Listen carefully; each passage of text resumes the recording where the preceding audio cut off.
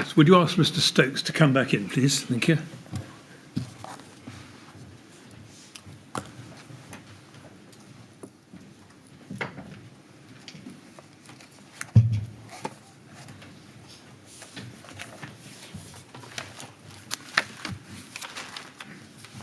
All right, Mr. Stokes, you ready to carry on? Sir. Good, thank you very much. Yes, Mr. Millett. Yes, Mr. Chairman, thank you. Mr. Stokes, flat entrance doors, continued. Can we please now look at your April 2016 significant findings schedule at CST 403098?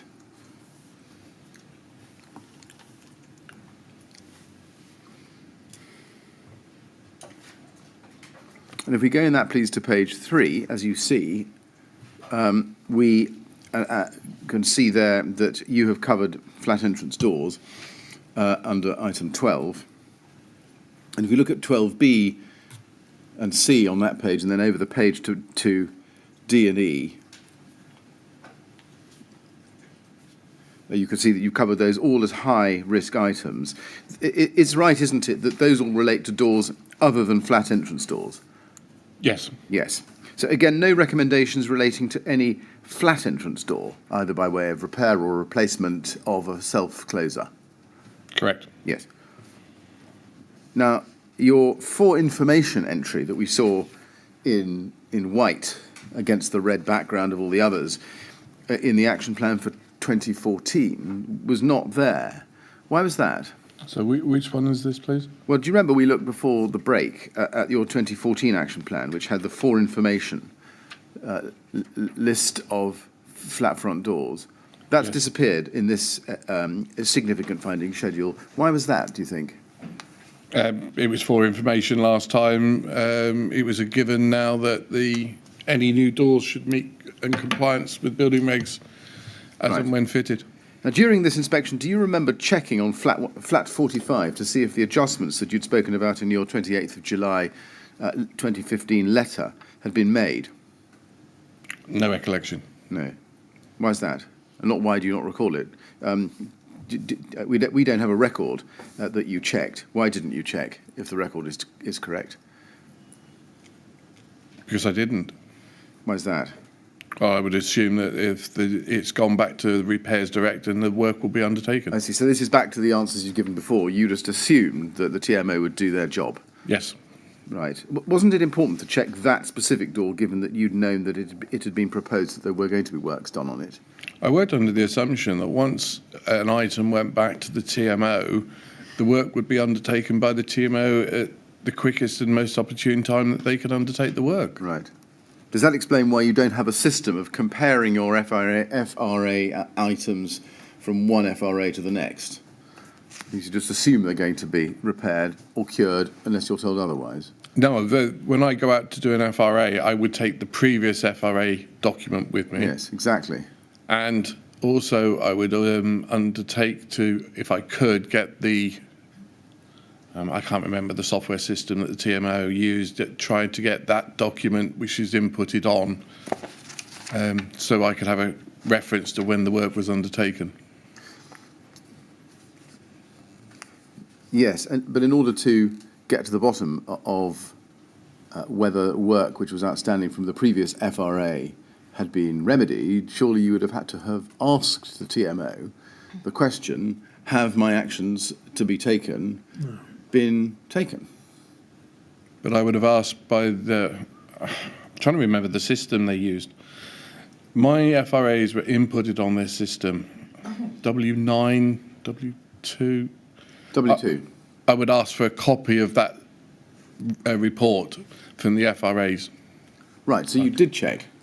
Yes, I said I did. I checked. I always took it with me and asked for their copy. Yeah. Right, so just focusing on that answer then, did you check flat 45 using the W2 to make sure that the adjustments that you'd mentioned in your 28th of July 2015 letter had been made?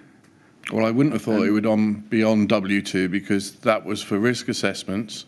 And then if it would have been on W2, I would have had a copy to say that it was on there. So does that tell us that when you were approached for ad hoc advice outside the scope of an FRA, although it might give rise to actions, you wouldn't have any means of checking whether they were followed up or not because they weren't on W2. Probably correct, yes. Right. Did you ever draw that problem or feature to Janice Ray's attention and suggest to her that when you gave advice about outstanding matters, such as a defective or missing door closer in a particular flat, she needed to input that into W2 to make sure that it popped up so that you could review it and check it at your next FRA? Until you just raised that point, I didn't even think about it. Mr. Stokes, just help me with this. Once or twice in the course of your evidence, you said that an FRA is a snapshot. So, Would I be wrong to assume, therefore, that every time you did an FRA, in a sense, you looked again from scratch at all relevant aspects of the building and described what you saw on the snapshot? correct. And whether something had previously been repaired or not, in a sense, didn't matter. It either was defective, in which case it's still defective, you would say it was defective, or if it wasn't defective, you wouldn't need to note it. Correct. Was that your approach to it? Yes, so exactly. All right, thank you. If that's right, Mr. Stokes, what was the point of taking the previous FRA round with you? It's an aid memoir. Did you take the previous significant act finding schedule round with you as well? So that is why I'd take round me the significant findings, not the FRA. I apologise. So I would take the previous significant finding sheet with me when I went to the building. Why? It's an aid memoir. An aid memoir for what? So I could see what was wrong last time, but the FRA was a snapshot in time as we've just described, but it is an aid memoir. This was what was wrong last time. If you, as you just agreed with the chairman, were simply interested in a snapshot and whether something had previously been repaired or not didn't matter, what was the point of taking round last year's or last time's FRA or significant finding schedule? I don't think that's what was actually suggested. I think we suggested was it was a snapshot. If it had been completed, it was now not defective. But it was an aid memoir to say, for argument's sake, Yes. E12E there, the door and frame at the base of the basement staircase is badly damaged.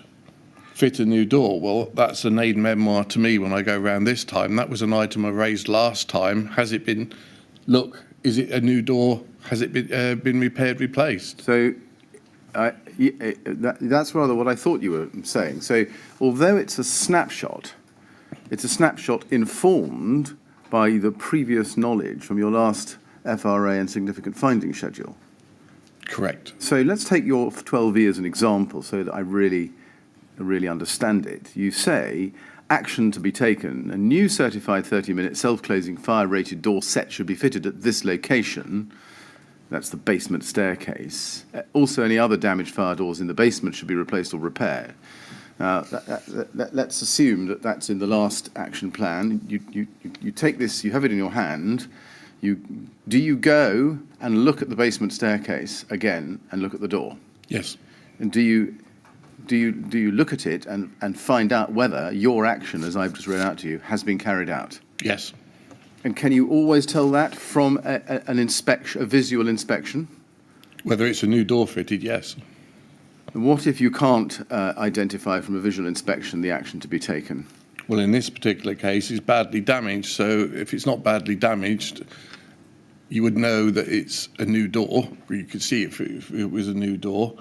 And if it was still badly damaged, you know the action hasn't been undertaken. Well, that was your brilliance in identifying a particular example. Let's take a slightly more difficult one. 17A, you ask a question, where is the fire alarm panel for these fire detection systems? What would happen if you hadn't had an answer to that question next time round? Well, on W2, there would be an answer in whichever, that question would be put onto their system, and then they would have an answer back. I would have a copy of that. I think and in that answer would be the answer to my question. So do we take it from that in fact, although it's a snapshot in the sense that you can only see what you can see when you see it, and only know what you know when you know it, in fact, you are making a comparison exercise between what you saw and knew last time and what you now see and know? As an addition, yes. Yes. So you are checking up to the extent that you can, and obviously you can't do what you can't, to verify what actions were taken as a result of your last significant action plan. Agreed. And I would have information there to tell me what was undertaken as well. Right. Given that fact, why do you make an exception for flat 45? Is it simply because it wasn't in the last FRA but was part of ad hoc advice? Yes.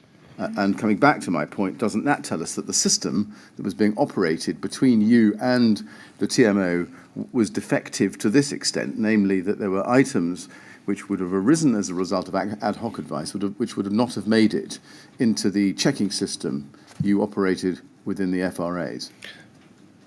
Agreed. Again, it's not something I thought of until you've just raised it. I would assume that in the W2 system, this information would be inputted on there by Janice.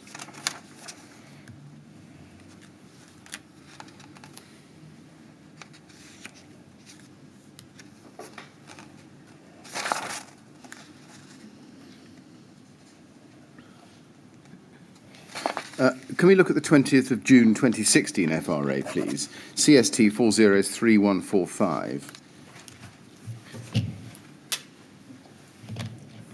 And can we go to page 8 within that document, please, bottom of the page, where it says any other relevant information on this premises. Again, it's the same standardised information you provided in all of the other FRAs, isn't it? The second other relevant information. Yes, correct. You're absolutely right. The second one. That would be different. This wouldn't have been in other. No, in fact, you've asked me a question and I've answered it wrongly. In fact, it's the first one, the TMO tenanted flats. That one. Yes. Yes, and then looking at section 12 then on pages 20 to 22, if we can. Page 20, starting with that, you can see that that's where you see fire protection measures, means of escape. And then if you go to page 22, halfway down, again we see the text, the tenanted apartments. You see that? Yes. And that text there about the flat entrance doors is the same as we saw in the April 2016 FRA, isn't it? Yeah. Yes. Yes. And let's look at the significant findings schedule, CST 403069, page 4.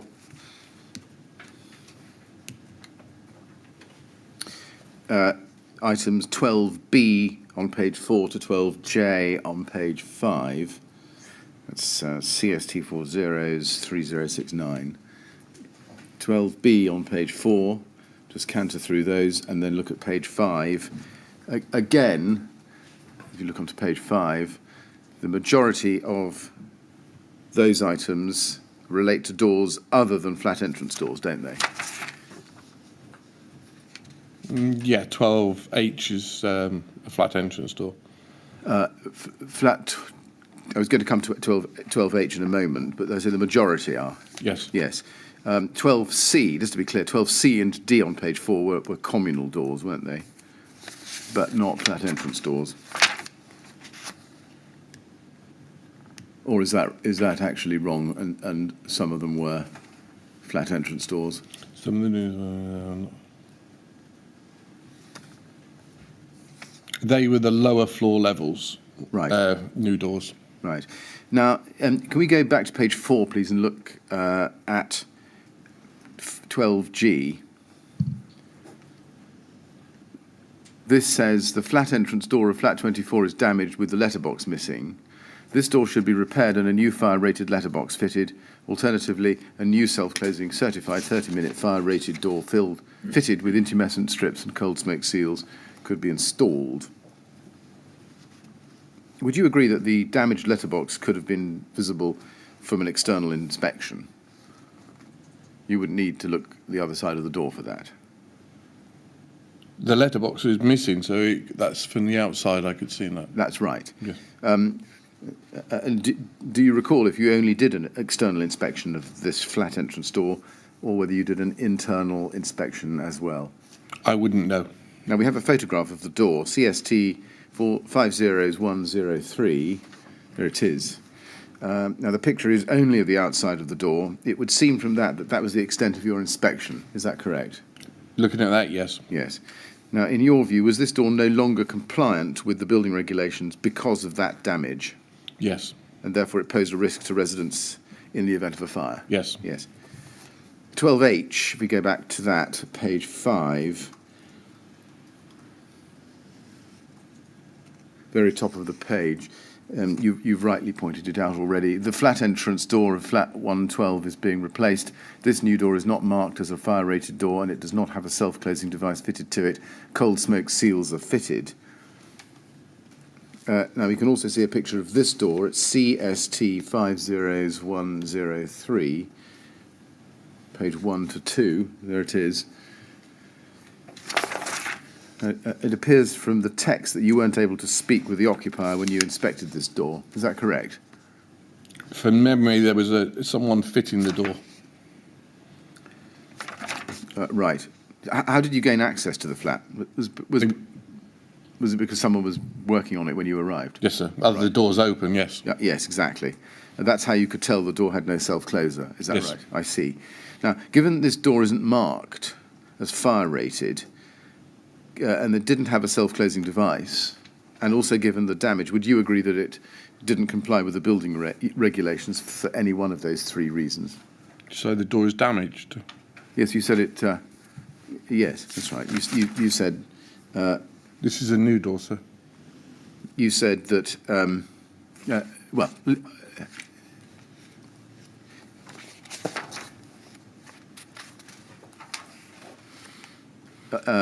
Well, let's take two of those then. Not marked as fire-rated, didn't have a self-closing device. Would you agree that for those reasons it was not compliant with the building regulations? Yes. Yes. And therefore, again, it posed a risk to residents in the event of a fire? Yes. Do you recall gaining access to any other flats during this inspection? And not unless I've written it down, no. So apart from those two doors that you flagged, is the position, again, that the FRA done in June 2016 and the significant findings schedule identified no issues with any of the flat entrance doors based on your inspection of the building? The doors I could access, yes. Yes. Now, moving on in time in 2016, after your last FRA for Grenfell Tower, do you remember that in October 2016, you wrote a letter to Janice Ray following a visit that you'd made to the tower on the 18th of October? You remember that? No. Fire service visit? Yes. Yes, sir. Yes. Let's look at CST 403137. This is a letter dated the 19th of October to Janice Ray, subject Grenfell Tower. Dear Janice, thank you for asking me to inspect this building before an audit of the premises is undertaken by the London Fire Brigade under the RRO next week. I visited the building yesterday, and as a result of my visit, I would recommend that the following items are addressed or information obtained to assist the London Fire Brigade inspecting officer. The last fire risk assessment, FRA, undertaken by myself of this premises was on 20th of June 2016. The following are items from the significant findings sheets from that FRA are still outstanding, according to the Excel spreadsheet W2 information you have sent me. Just pausing there, is that an illustration or confirmation of what you were saying earlier, that you would be able to check the progress of significant findings against the Excel spreadsheet or W2 that Janice Ray would send? Yes. And did you ask her to send those to you periodically, or did she send them whenever she felt the urge? I believe at this stage it was we'd had an understanding when I went to undertake a fire risk assessment, I would automatically get one. I see. You say at this stage. When did that understanding start? It's progressed over the time. Right. As I would go back to buildings, I would ask, right at the beginning, I would ask for certification on systems. Then it progressed. After a very long time, I managed to get access to the system. Yes. And then and then again, ongoing, as I wanted information rather than ask for it, I was being given it. Yes, so I think we can take this quite quickly given your previous evidence. It's right that on this letter you were looking to see what actions were still outstanding. Correct. Ahead of the LFB's audit. Correct. Yes. And just to be clear, you've exhibited or attached details of the significant findings from your 20th of June 2016 FRA and significant findings schedule. Yes. Yes. And your advice on what should be done that you wrote into your significant findings schedule. Yes. Yes. And also the comment on individual items based on your visit. Yes. Now, if you turn to the end of the letter, page 12, please, you can see there are additional items. My comments, we saw this yesterday. Additional item 1 we saw, which was the mobility scooter. You remember that one? Yes. There's some others as well. Item 2 is the dry rising main outlet is obstructed by a shopping trolley. These items should be removed. And then page 13, there's an item of furniture outside flat 133. You see that? Yes. Which should also be removed. 4 cardboard boxes in the refuse chute room. And 5, the dry rising main outlet box located by flat 2 does not have a sign on it. So those were extras. You obviously took undertook a fresh inspection of the building in order to highlight any other issues that might be picked up on by the LFB on their audit. So this is my observations as Yes. I went around the building. Did that include a sample check of flat entrance doors inside and out where you could on that occasion? You would have done, yes. I see. It would have done. Do you remember on that occasion gaining access to any flats in order to look at the door closers? I can't remember. Right. But you say you would have done. If I had access, yes. Right. So is it right, you were treating this as if it were another tour that you would have performed ordinarily as if you were doing an FRA? Similar in structure, yes. Right. And was part of the exercise to go round with your significant actions scheduled from June and tick off where you could those matters that were outstanding so that the LFB didn't pick up on them when they came round on their audit? And no, this is to help the LFB. So this was it was by this stage, the LFB would give the TMO a building that they were going to audit. At short notice, I would be asked, could I just go to these buildings, go round immediately, have a look, and is there anything that Janice should know? Has work been undertaken to help with the LFB and the TMO undertake the work? Right. Now, let's just focus then on the list of issues that you identified. Could we go back in the letter, please, to the foot of page 1, and then see the heading there, items from the building's last FRA, item number, high, identified risk or hazard. And then if you turn to page 2, you can see the list starts 1A, high, and continues in that vein, down through 2, 1B, and then on to page 3, item 4, identified risk or hazard, action to be taken, comments. And it progresses through some of the items in your significant items schedule from June 2016, doesn't it? Yes. So it looks as if what you're doing here, is this right, is going round the building with that significant finding schedule in your hand, picking up which of those outstanding items have not yet been closed out. Correct. And then commenting on the risk level. Correct. Right. Well, no, the risk level is the risk level from the FRA, so it's you're right. basically a cut and paste. Reading across. Yes. Now, page 5, we can see items 12G and H. These are the flat entrance doors of flat 24 and flat 112. And it looks as if you've essentially repeated the outstanding items there. And say underneath it, under your comments, still outstanding. Yes? Yes. Now, this was obviously 3 months or so on. Did it not concern you that although you had identified self-closing doors as, or damage to these doors, non-compliance with the building regulations in respect of these doors in June, even by October, the actions you had recommended were still outstanding? Because, yes. Yes. Was that not a concern to you? Because it was a concern. Hence why the letter back. Yes. Did you say anything specific to Janice Ray, or ask her, well, why are these items still outstanding? I flagged these up months ago. Sometimes that was an ongoing conversation. Right.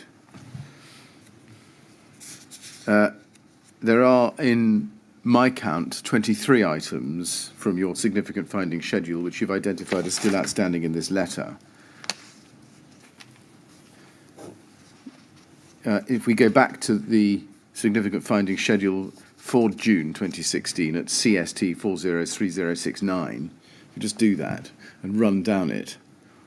We could do the same exercise on this letter, but it's visually more impressive if we look at the significant findings schedule. CST 403069. If we scroll down from page 5 and go to page 6, you could see that they're all red. Yes. And in fact, I think it's right that all of those in that schedule are red, aren't they? There are no ambers or greens. Without looking at it, I'm going to say yes, because... Well, yes. Yes. Well, we can start... Well, I mean, don't guess. Let's start at the top. Let's go to page 1. We've started on page 5, but if we just go to page 1, then go to page 2...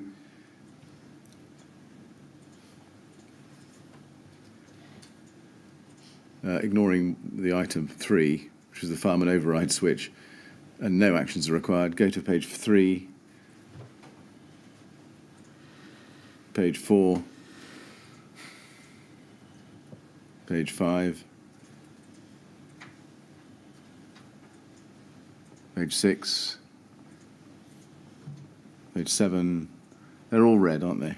Apart from one, yes. Apart from the white one, where no action was required. And one can go on to the end of the document.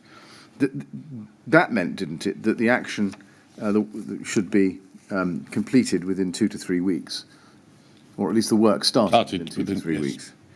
And would you accept from me that, excluding the 2 that are for information only, there are actually 2 there, there are 43, or were 43 highlighted actions marked in red as high priority where the work should have been started within 2 to 3 weeks? Correct. So coming back then to the letter of the 19th of October 2016 at CST 403137,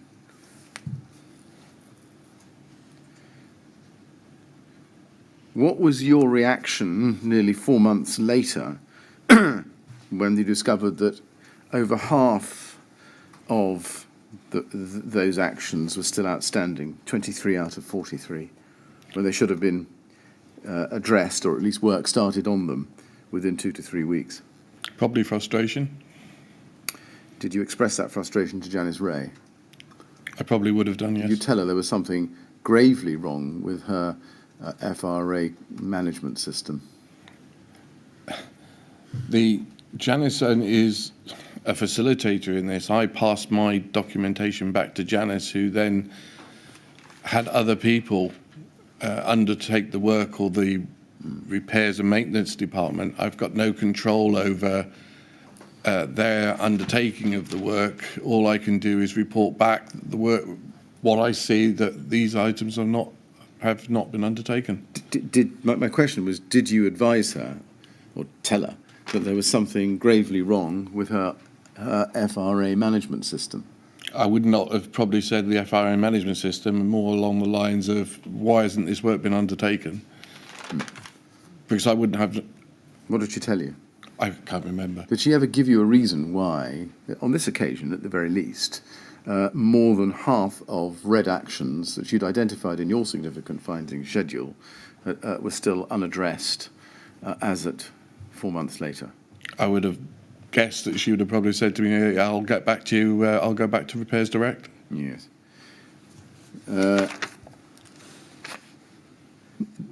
Given what you've described as your frustration, and given your knowledge that the TMO was repeatedly missing your targets, did you factor that into your risk assessments?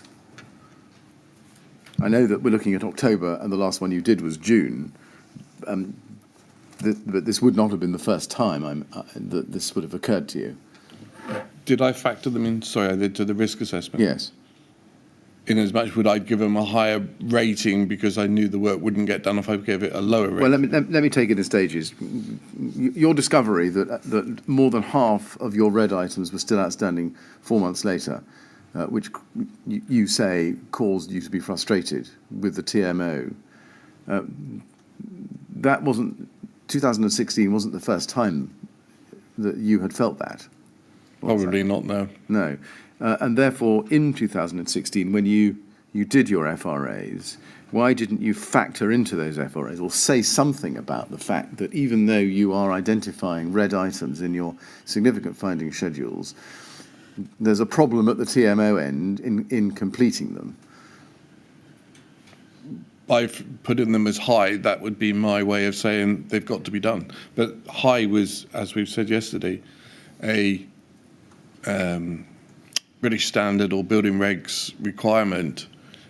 Amber would have a different significance, and then green would be a lower benchmark standard.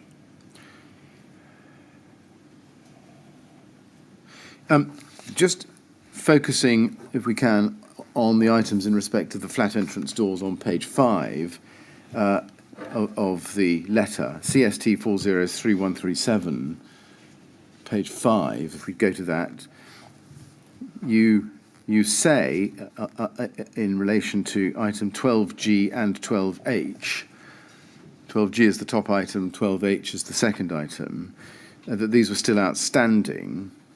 Now, if we can go to your second witness statement, please, at CST 3030186, paragraph 86, page 22.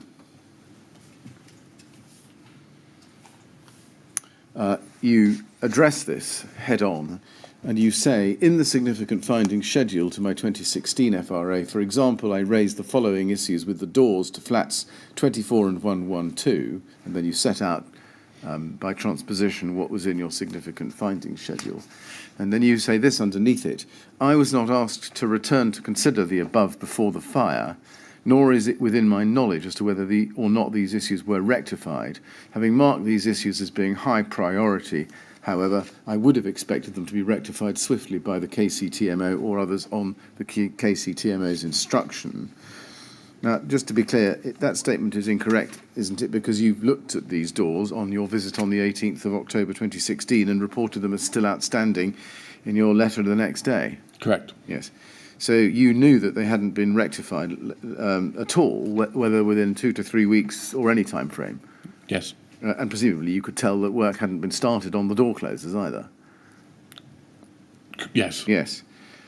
You say, having marked these issues as being high priority, however, I would have expected them to be rectified swiftly by the KCTMO or others on the KCTMO's instruction. But again, it must be right that whatever you might have believed before your 18th of October 2016 visit, what you saw and recorded on that visit taught you that your expectation of swift rectification by the TMO was unreal. Yes. Yeah. Did that give you cause for concern that, in your view, these doors posed a risk to residents in the event of a fire, and the TMO's attitude towards their remedy also caused or posed a risk to residents in the event of a fire? Well, the answer is yes. Yes. Should you not have emphasised in stronger terms, rather than saying simply still outstanding, should you not have emphasised in stronger terms the seriousness of these items being outstanding for so long? Well, that would have been the task that I was given was to check on the items. By saying outstanding, that was my observation. The fire brigade would have been visiting the building, hence the pre-audit. So I would like to think that the work would be undertaken. If not, the fire service would have access to all this and they would pick it up as well. I mean, your role as an as a fire risk assessor, was to make sure your client complied with its obligations under the RRO, among other things. As the fire risk assessor, my role was to undertake a fire risk assessment, not to say the TMO Sorry, what your phrase? Well, let me try it a different way. Your role as a fire risk assessor was to give all advice on the basis of observation to your client to make sure, as best you could, that your client was in a position to comply with its obligations under the RRO. Correct. Good Yes. advice. And given that, why did you not fearlessly, ruthlessly, and robustly and rigorously tell Janice Ray in terms that it was unacceptable for these door closers or these doors to remain non-compliant for 4 months? That conversation would have probably had a conversation over the telephone or face to face. Right. Now, did you know that after the fire on the 14th of June 2017, the BRE had conducted an investigation into the extent of door closer failure or absence within the building? I have knowledge that BRE were involved. I don't know much more than that. Let's look at their report. It's at MET 3039807. It's dated the 20th of February 2019. Have you seen this document before? This is its first page. I'm going to say yes. Yes, it may become familiar to you. It was written by Dr. David Crowder and Dr. Chiara Holland and also David Butler of the BRE. And if we go to page 76, here's the doctor. Page 76, paragraph 113, they say this. There were 2 types of door closer found, overhead and concealed in leaf. For doors that had burnt away, remains of door closers were recovered from the debris. 69 doors had concealed type door closers fitted and 8 had overhead door closers. There were 43 doors with no door closers installed. Of the 8 overhead closers, 4 were working and the remaining 4 could not be confirmed whether they had been working or not. Of the concealed type door closers, 22 were working, 34 were not working, and the remaining 21 could not be confirmed as working or not. And then if you go to para 114, in BRE's opinion, 81 doors were closed at the time of the fire. This was indicated either by fire damage patterns to the door or from examination of hinge positions and fire and smoke damage to the lobby side of the doorway. Note that the door to flat 16 has not been included in this analysis due to the firefighting action which is known to have occurred in this flat early during the incident. Of the 81 closed doors, 46 did not have a working door closer, 22 had a working door closer, and the remaining 13 had door closers installed, but it could not be confirmed if these had been working or not at the time of the fire. And then if you skip down to para 117, table 3, it says, tabulates these findings in relation to flat front doors. As shown by figure 67, 28% of flat front doors from floor 4 to floor 23 had a door closer installed that did not work. 36% did not have a door closer installed at all. 18% were unknown, with 18% of flat front doors with working door closers. It is worth noting that no door with a working door closer was found to have been in the open position at the time of the fire. Now, given the findings that you made in your fire risk assessments, that there were no problems overall with the self-closing devices, except for the one flat you mentioned in your 2016 FRA, flat 112, and also your knowledge of flat 45. Are you surprised by the BRE's 2 findings? First, that 36% of doors had no closers installed at all, and secondly, that of doors that did have self-closing devices installed, 28% did not work. Are you surprised about that? Yes. And would you agree that means, as a matter of mathematics, that 64% of the flat entrance doors at Grenfell Tower on the night of the fire were not compliant with the building regulations? I'm very surprised. Mathematically, it's 64%. Yeah. Yes. And would you agree that even a properly conducted sample check of flat entrance doors that you should have carried out in your fire risk assessments would likely have revealed that there were problems with self-closing devices or the absence of self-closing devices on many, many more flat entrance doors than you identified? No, I disagree, because even on a sample, there's 126 flats in the building. If I did 5%, I would only be doing, say, 6 or 7 doors. And I could have picked the 7 doors out of the the 46% that were working. Doesn't that tell you that your system of going about sampling was inadequate? Because Well, you simply it's never a random sample. Well, even a random sample, I'm bound to suggest to you, would have picked up a fair representation or a fairer representation of the extent of the door closer problem within Grenfell Tower than you picked up. Do you accept that? No, Why don't you accept that? because I could have picked 7 doors where they all worked. You only ever identified on one occasion in 4 risk assessments that there was a missing self-closing device for one flat front door. Do you agree with me that either you weren't undertaking the sample checks at all, or were undertaking sample checks in such a sporadic and random way that you were never going to collect a proper sample? There was my samples were an ad hoc sample. I was never given any percentage to check. So I would only check when I could actually get in or undertake a check. And I'm working or in the building during the day when people are probably going to be out. And my understanding as well is, apart from myself undertaking checks, the ESAs would undertake checks, and also the residents, if they had a problem with their door, could report any failure of a door closer to the TMO. The percentages that I've identified, I would suggest to you, indicate that your inspections that you undertook from time to time for the purposes of your fire risk assessment were not suitable and sufficient. I disagree with you. And had they been suitable and sufficient, you would have picked up, if not 64% precisely, a good deal more by way of number of door closers that were either missing or not working. Do you accept that? No. Do you accept, or is it your position that your sample or survey system was adequate and suitable, Yes. even though 64% of door closers in the building on the night of the fire were either defective or missing? The sample process, yes, the sample I undertook was sufficient. How can that be right? How can it be right that your system or the system adopted by the TMO was suitable and sufficient when so many were missed?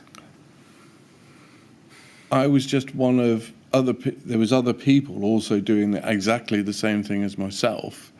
And my understanding is that the fire service also undertook an audit of the building, and I can't remember if they picked up any self-closers damaged or missing during their audit either. Well, now you're talking about someone else's responsibility. I really want to know about yours. So your system as the fire risk assessor. My system as the fire risk assessor, as and when I could, I would access a flat and check the door. And did you ever report to or advise the TMO that, in your opinion, on your visit, you had not been able to access what you regarded as a sufficient and suitable number of doors so as to be able to satisfy yourself that the door closers within the building were, in general, present and working? I was happy with the process that I had for checking the doors. Can I then turn to the TMO's policy on inspection and maintenance of the door closers? Would you agree, first, that flat entrance doors generally need to be checked for maintenance to see that they're being maintained properly? Correct. Yes. Even those that had been replaced in the door replacement programme that started in 2011? Yes? Yes. Yes. Let's look at HOM 30's 45964, the LGA guide, page 125. I'd like to look at paragraph 82.3 to 82.5. This falls under section 82, inspections and repairs of other fire safety measures. And this is under the subheading fire resisting doors. And 82.3 says, good practice is to inspect timber fire resisting door sets on a 6 monthly basis 6-monthly basis as part of a programme of planned preventive maintenance. These inspections are aimed at identifying defects such as missing or ineffective self-closing devices, as one of a number of bullets. And then the last bullet, doors which have been replaced using non-fire resisting types. But you can see the other items in the list as well. And then under 82.4, flat entrance doors should be included within this programme. Where leasehold flats are involved, this will only be possible if there is a legal right of access by means of a condition within the lease to carry this out. It is important that any new leases include such a condition. And then 82.5, over the page on page 126, the defects highlighted above will often be obvious to those carrying out fire safety inspections, and indeed it is straightforward to train others to be alert to them. Where defects are reported, it is important that action is taken within an appropriate timescale and that they are not simply left to the next 6-monthly inspection. Now, do you agree first that this is the standard to be applied to the maintenance of flat entrance doors? Timber fire doors, yes. You say only relates to timber. Well, that's what the heading you read out to me was. I see. So you say this doesn't apply at all No, I didn't say that. to doors that are not made of timber. You're saying, do I agree? I say I agree with this, but it says in there these are for timber doors. I'm sorry. I'm puzzled. Are you saying that? No, I make an observation. Right. I was wondering because I thought for one moment you were saying that this whole inspection regime simply had no application to any door other than that which was made of timber. No, I'm not saying that. I'm just Right, making an observation. It says timber. Right.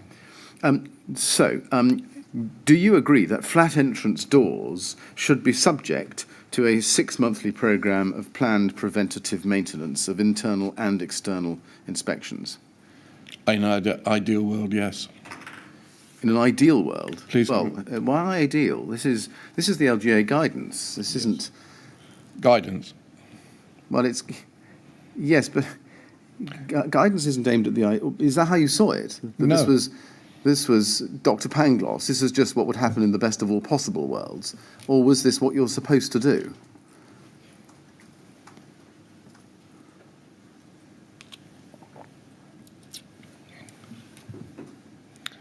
No, this would be the requirement, sir. Yes. Well, to be fair, it's guidance, not a legal requirement, but it's guidance. Now, you accept that. Now, let's go to paragraph 91 of your statement, please. Your first statement, CST 403063. And you say there, I think we probably need page 32, in fact, for this. Yes, 91. As far as I was aware, at all times during my involvement with the tower, the Estate Services Assistants, or ESAs, and at one time called caretakers for the tower, who were KCTMO staff, were on a regular basis checking for maintenance of the doors, including, for example, checking that the self-closing mechanisms closed the doors. I was given to understand that the ESAs had reporting procedures for damaged/defective doors, so that any damaged/defective doors could be repaired or replaced. Occasionally, I was asked to look at specific doors. For example, when I was asked to go and inspect the flat entrance door for flat 45. When you say that you understood that the ESAs were checking for maintenance of the doors, including, for example, checking that the self-closing mechanisms closed the doors, do you mean that you understood that they were doing internal and external observations, inspections? Yes. How often did you think they were doing that? I don't know the timescale. I know at the point of the 2016 FRA, we were having discussions on door maintenance programs and timeframes, etc. Right. What was the source of your information, your awareness, that the ESAs were regularly checking inside and out? It would only have been with conversations with the health and safety team. Did you understand that that was part of a 6-monthly planned preventative maintenance programme, as recommended by the LGA guide as we've seen, at least from 2011? I'm not saying for 2011. I know that's what the TMO were working towards, was a maintenance programme. Right.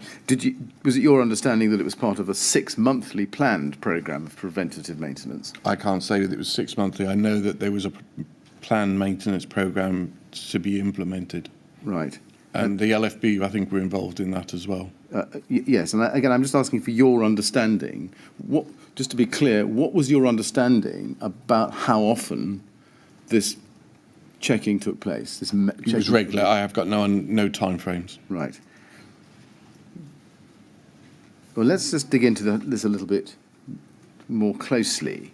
Can we go back to 2009, please? And let's look at the FRA you did for Grenfell Tower in the September of that year at CST 403128.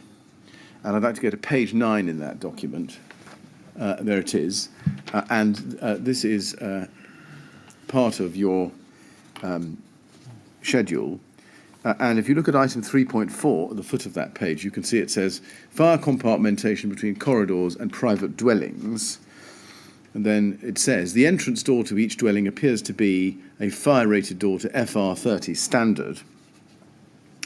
And then in italics, as there was no access to all the dwellings, it could not be confirmed if each door is fitted with an intumescent strip, cold smoke seal, and self-closing device.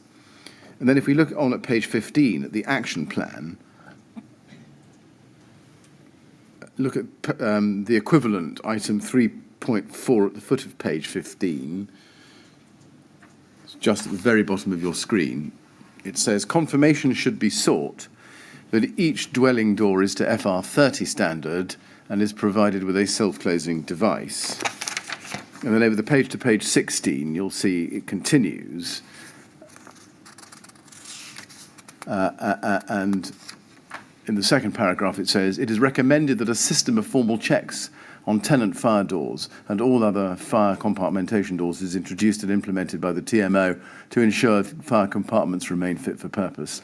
NB, this should extend to all fire doors within the building.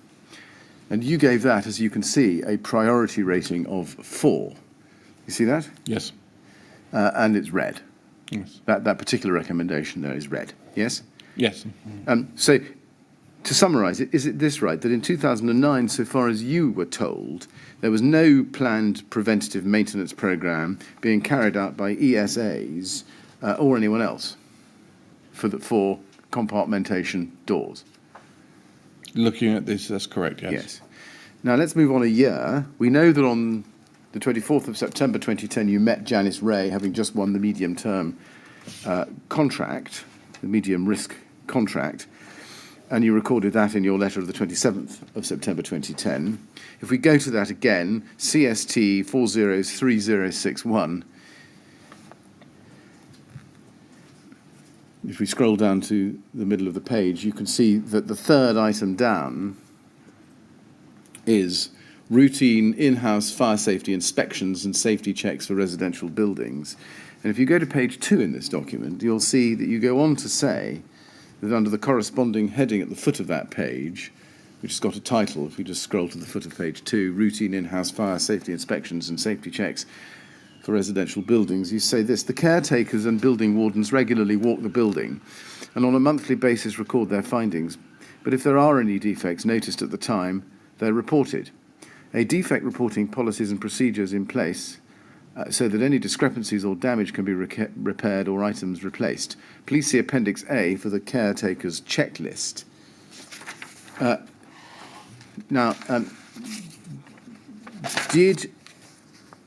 let's look at the caretaker's checklist first of all. This is at CST, it's page 6. Yeah, thank you. This is Appendix A, and you can see that items 2, 3, and 4, but certainly 2 and 3, are about checks on doors, aren't they? Yes. Those apply to the main entrance door, don't they, and the final exit door. But then if you look further down, excuse me, if you look further down at 8, whilst walking around the building, check if any residents have replaced their flat entrance doors. This could be with UPVC ones that are not fire rated. If there are any changes, please report this. And then 9, Whilst walking round the building, check if any residents have installed gates or other security devices over their flat entrance doors. This could obstruct the fire service if they had to gain entry to the dwelling. If there are any such added security features, please report this. And then 13, if there are any fire doors in corridors, etc., check they're not damaged, they operate correctly, fully self-closed, do not binding on the floor, hinges are intact, and if fitted, the intumescent strips and cold smoke seal are not damaged. And then 14, if there are any, check that the fire doors of the refuse chute room, storerooms are not damaged, they operate correctly, fully self-closed or are locked shut, do not binding on the floor, hinges are intact, and if fitted, intumescent strips and cold smoke seal are not damaged. Now, I've been through that at some length, but I think I'm right in saying that the final exit door is not a flat entrance door. Correct. So the only checks in the caretakers list to the flat entrance doors being done by caretakers or wardens on their rounds were those set out in paragraphs 8 and 9, as I've shown you. If we just go back to those on the previous page. Is that right?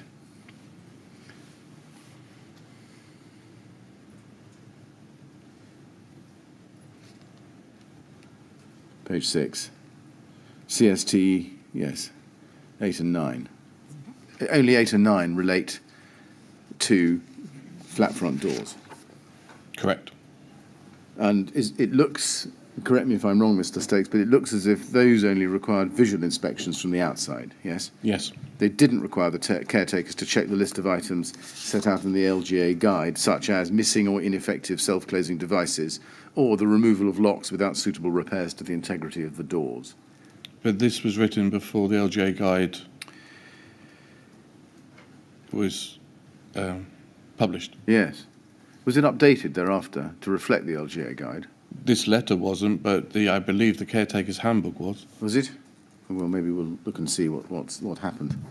Let's move on then. I think what you're suggesting is that there would have come a time when the caretaker's list, as we've seen here, would have been revised to reflect the LGA guidance. I'm pretty certain because I can remember comments being made.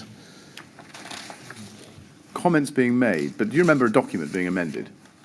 I think I've got a copy of their handbook, and I'm sure it's dated later than 2010. Well, we can have a look at that. I think there'll be time for that.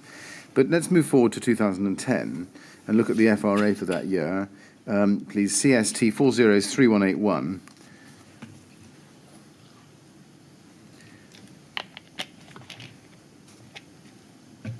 Now, the question I'm about to ask you, of course, it must be answered against the background of the fact that the LGA guidance is not yet in being. If you look at page 21 and over to page 22, this is testing and maintenance. You can see that you don't record any details there about the maintenance of flat entrance doors, do you? No. No. And in fact, it's not even listed as a question in your template. The testing and maintenance of flat entrance doors would be not covered in this section because this would be communal areas. The flat entrance door would be demised to the occupant or the dwelling. So the maintenance and routine inspection of flat entrance doors, and particularly self-closers, you say falls outside the scope of the RRO, do you say? No, I would say it falls out. This is before the LJ guidance, but testing and maintenance would fall outside, I would think, this section, which is concerned with the common parts. It would come into section, in my document, it would come into section 12. Ah, okay. So if we go to section 12 in this document, which I can find for you, it starts on page 14, means of escape from fire. We go to page 14 and 15. Which tick box would it have fallen into? The one that says about self-closers. So that's on page... The next page down. 15, is it? Yes. So that's the fourth from bottom. Where appropriate, R&E fire doors fitted with self-closing devices and do these function correctly. Yes. My question is about maintenance and inspection. So this time the maintenance side, I think in the later ones it actually has a maintenance regime in it. section rather than in the text itself, not as a question. Yes. So it's not in this template. No. That's the point I'm really trying to get you to sorry, agree with. So when you came to do this FRA on the 30th of December 2010, did you follow up with Janice Ray about the recommendation that you'd made in your 2009 FRA, which we saw earlier, about having formal checks on tenant doors? Remember, I showed you 3.4 Yes. was an action plan item. Did you follow up with her the following year when you came to do your FRA for the building? It's so long ago, I can't remember, sir. Doesn't look as if you did. No. Right. Indeed, I think it's right in saying that maintenance, or a maintenance regime for inspecting and maintaining flat entrance doors, never appeared as a question in any of your FRAs. Probably not, no. I can't remember if it's a question in PAS 79 either. Even after 2011 when the LGA guidance came in? PAS 79 would be in 2012 one. I can't remember it being a question in PAS 79 either. You can't remember it, but it's in the LGA. But between 2010 and 2013, do you remember being made aware of any other maintenance checks of fire doors being carried out? I think there was ongoing discussions all the time, hence that's why I say that I've got it in my mind that one of the TMO's requirements under defect reporting is that it was part of the requirement that all residents should report any failures of their doors to the TMO immediately. Do you remember attending a meeting on the 8th of November 2012? That's never a promising start to a question in 2021. But do you remember attending a meeting in the latter part of 2012 with a gentleman called Andy Jack from the LFB? As part of the TMO, yes. Yes. I'm going to show you his recollection of that meeting. But do you remember yourself that at the end of that meeting there was a discussion about the maintenance of doors and door closers? And also, I believe, what the criteria of a fire door was and whether it needed to be changed, yes. Oh, you have a specific recollection of that, do you? I think because this was an ongoing item that was raised its head more than once later on. Right. So I don't think we've got a note of that meeting, and I just am curious to know how you can remember so long ago that was what was discussed. The whole meeting was about leaseholder doors. Yes. So you remember it, do you? Yes.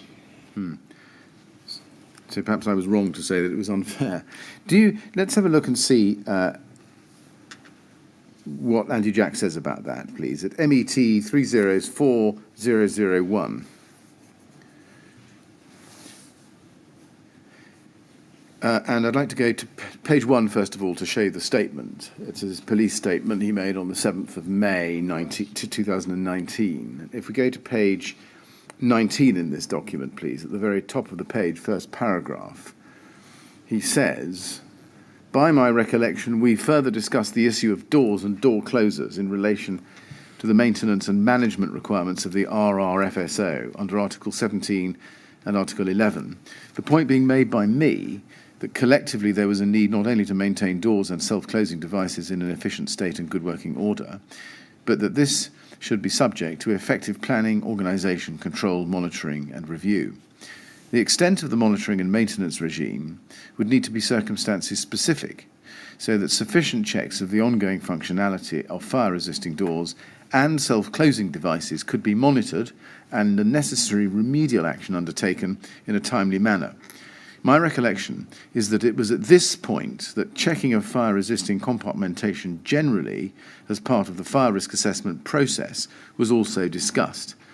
The point being raised, though I cannot recall by whom, that gaining access to flats to undertake any sort of just drilling into ceilings to confirm their construction and fire resistance was difficult and may be contrary to the terms of the lease or tenancy.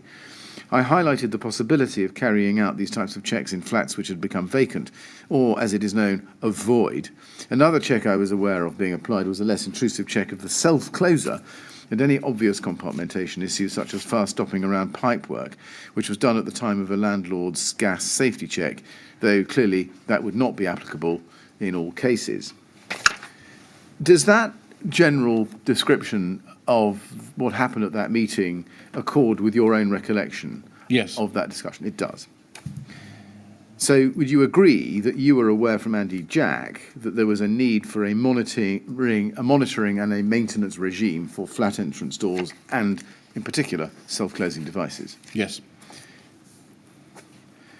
Did you discuss Andy Jack's advice, as we can see from this statement, with Janice Ray after the meeting? I would have done. So you say you would have done. Do you remember it or not? I can't remember it, but it would have done. I would have done. Right. Can we then look at the TMO's 2013 fire safety strategy, signed by Janice Ray in November 2013 at TMO 00830598. TMO 00830598. Now, page 15 is where she signs it off, and page 16 is where we see Appendix A. In fact, it's Appendix 1, but it's called Appendix A in the document. Are you familiar with this document? I've seen it, yes. I think I made comments on it. Yes. And if we go to page 18 then, you can see on that page that there is a requirement about a quarter of the way down to check communal fire doors and chute room doors. You see that? Yes. And in green, it says not damaged, fully self-closing, not binding on floor or frame, hinges intact, intumescent strips, cold smoke, seals intact where present, question mark. And that criteria, or those criteria, look like they come from your 27th of September 2010 letter, yes? Yes. Yes.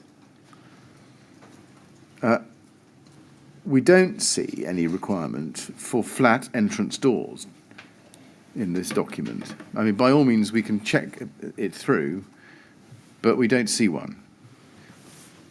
Do you agree that there was no requirement in this appendix, which was the checks to be carried out or maintenance regime to be carried out in respect of flat entrance doors? It appears so, yes. Why was that? Why was it missing? I can't comment on it. I didn't write the document. I made comments on the document. It's an internal TMO document. Yes, you did make comments on it, as you say. My question really is, given that Andy Jack's advice had been given to you at a meeting on the 8th of November 2012, and given that this document was produced and certainly finalised by the TMO a year later, are you able to explain why there's nothing in it about estate staff inspecting door closers? You'd have to please ask the TMO. But you commented on this document, as you say. Did you tell Janice Ray that one of the things that the estate staff needed to inspect routinely was the door closers on the inner leaf of tenants' doors? It appears not. No. And why is that? Is there an explanation for that? I'm only going to say that I commented on the document as it was in standing, not to add additional items above and beyond what was already there. Right. And if we just go back to page 2 of this document, management arrangements for fire safety, in the first bullet point,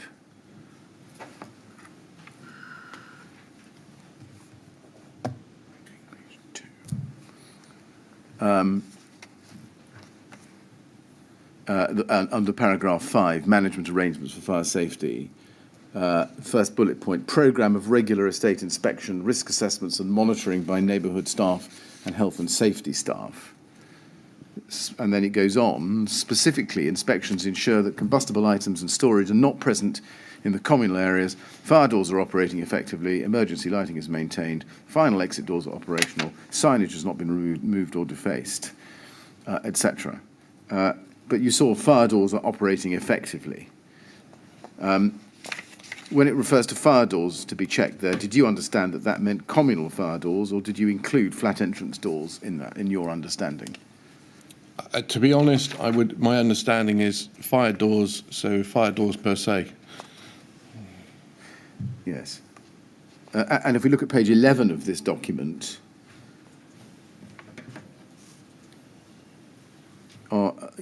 under section 17, flat entrance doors, you can see on page 11 and page 12, there is no, what is there and what isn't there. I'm putting to you that what is not there is any suggestion at all of any regime for planned preventative maintenance of flat front doors. Okay. You accept that? Yes. And again, why is that? Do you know? I've got no idea. I know that there was ongoing issues or background issues about maintenance and access. Maybe it was covered in that, but I can't comment. Well, help me with this, because it's right, isn't it, that before this, and you've accepted this before, shortly ago, but before this policy was approved, you were asked for advice on what it should include, weren't you? I think I was asked to run my eye over it, to look at the document, not to be part of the,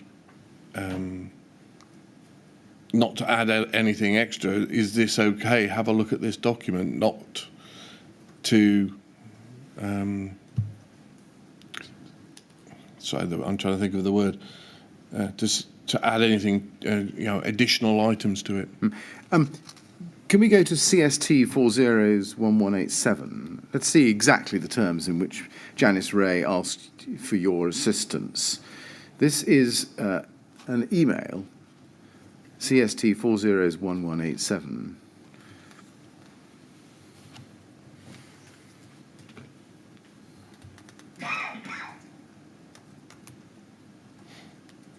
And it's sent to you on the 18th of January 2013. Now note the date, 2 and a bit months after the 8th of November 2012 meeting with Andy Jag of the LFB. Attached is a very, very rough draft of this, and I would be really grateful for your comments. Specifically, what else should I include? There are areas where more detail is required, other areas, any other areas to be included, etc. The last page is a brain dump of other things I maybe should include. What do you think? Really appreciate your help with this, as I'm sick of the sight of it. And then there's some personal stuff at the end. And what she is attaching is a draft fire safety policy. Now, you provided a markup with your comments on the 1st of February. Can we look at that? That's CST 402046.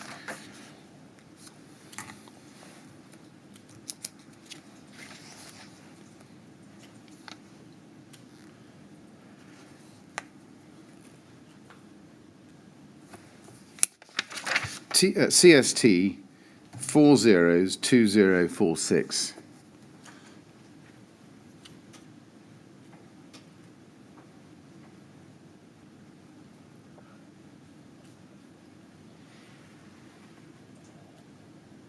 Yes, thank you.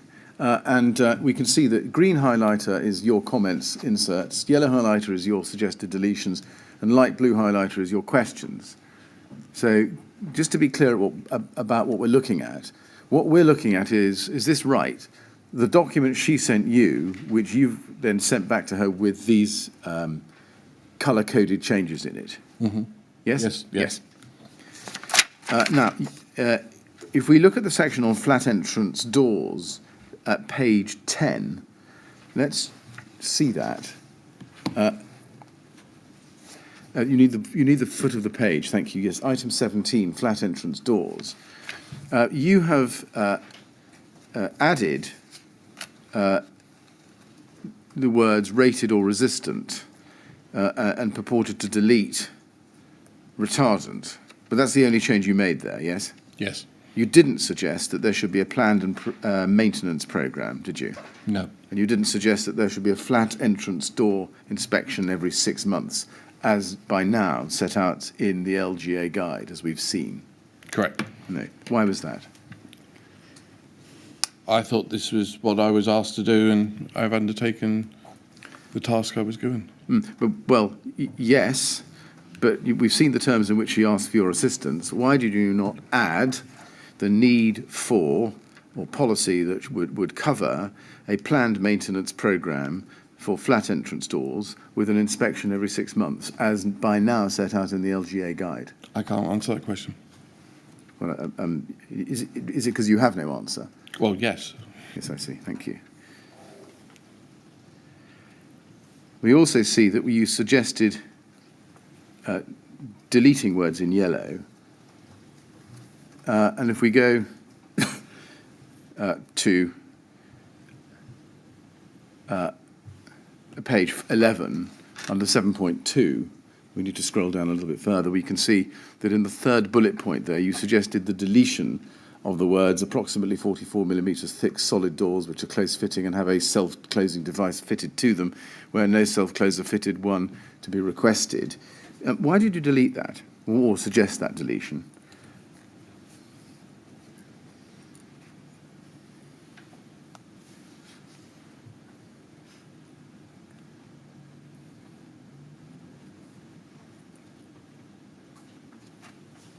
Is it not above? Sorry, I'm just putting my glasses on. Millimeters thick is in 3 lines above. I see. So you deleted that because it was a repeat? Yes. I see.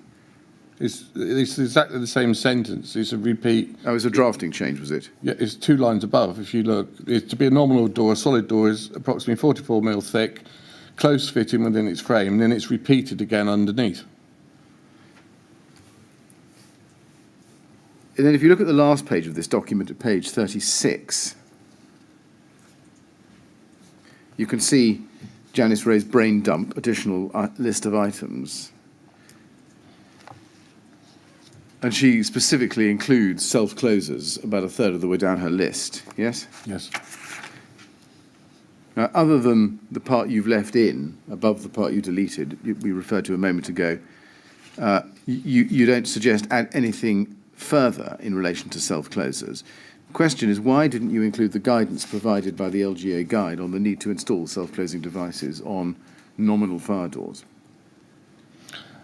Sitting here now, I can't answer that question, but I'm looking at this, and mobility scooters is in the brain dump, and that was included later on. So we had a conversation. I can't answer the question any more than that. Would you agree in general that there was no and was never any planned preventative maintenance programme in place at the TMO for flat entrance doors?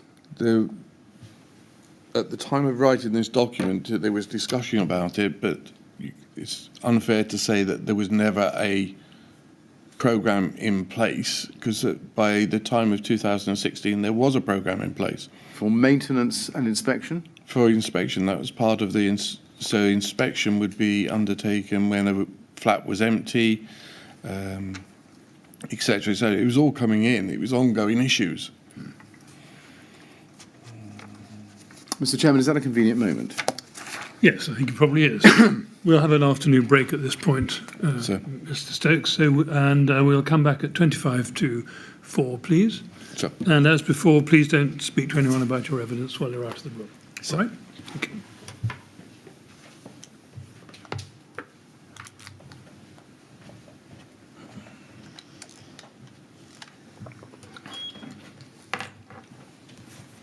Right, 25 to 4. Thank you, Mr. Chairman.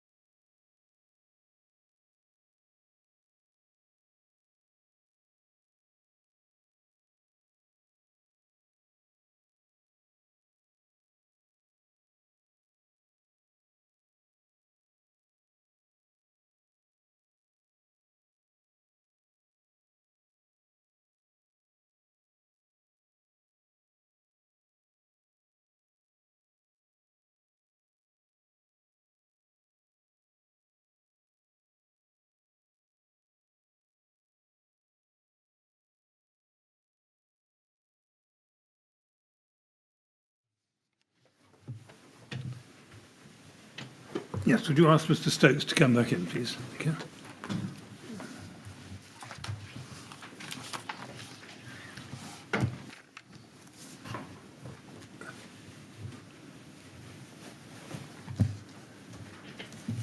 All right, Mr. Stokes, all ready to keep going? So, Good, thank you very much. Yes, Yes, Mr. Chairman, thank you. Mr. Stokes, your last answer before the break said that there was a programme in place by the time of 2016. Just to be clear, did you mean that there was an inspection and maintenance programme for flat front doors by 2016? my understanding one was to be implemented or being implemented at that time. Can you elaborate? What precisely was it as at 2016 that was being implemented by way of an inspection regime or maintenance regime for flat front doors? I can't be specific, but I can remember that there was something in place at that time, or to be put in place. Can we then turn next to the question of Adair Tower? Now, there's a run-up to this, which starts in 2014. Can we look at the FRA that you did for Adair Tower on the 20th of February 2014 at CST 3011615, please?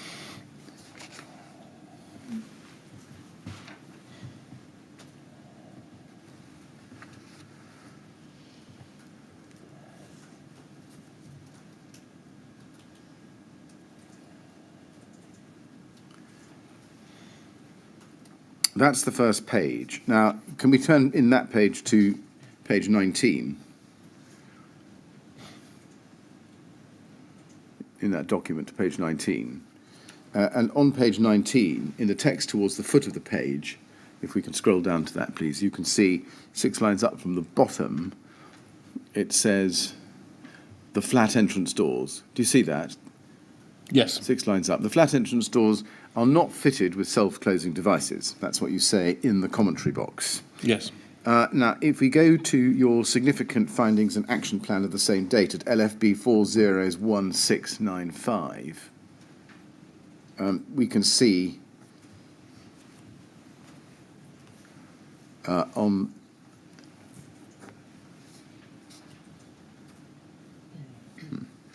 LFB 401695.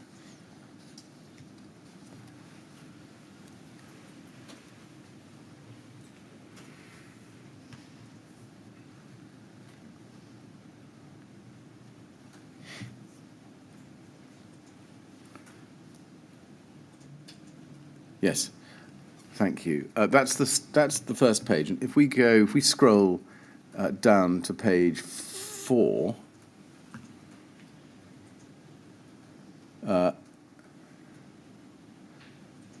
I mean page 2, in fact. If we go to page 2, you can see the 12s, 12AB on that page. You've got the reference to flat 42 having a camera outside their flat entrance. You've got other matters about flat entrances, but you don't have anything there about self-closing devices. And we haven't been able to find anything anywhere in this significant action plan about self-closing devices. That's correct, isn't it? And one can scroll through it and spend an afternoon. No, so can I just have a moment to think of Adair Tower? Sorry, I'm just trying to bring it up in my mind. Yes, of course. Well, what we can do, let me see if this helps you better. Start on page 1 of this document and then scroll slowly down the pages, looking at the items. I started on page 2 with 12 because that's where I thought we would find flat entrance doors. But is there anything else in this, or anywhere else in this document, that we would find flat entrance doors and self-closing doors if we were to look through it? It's only 4 pages long.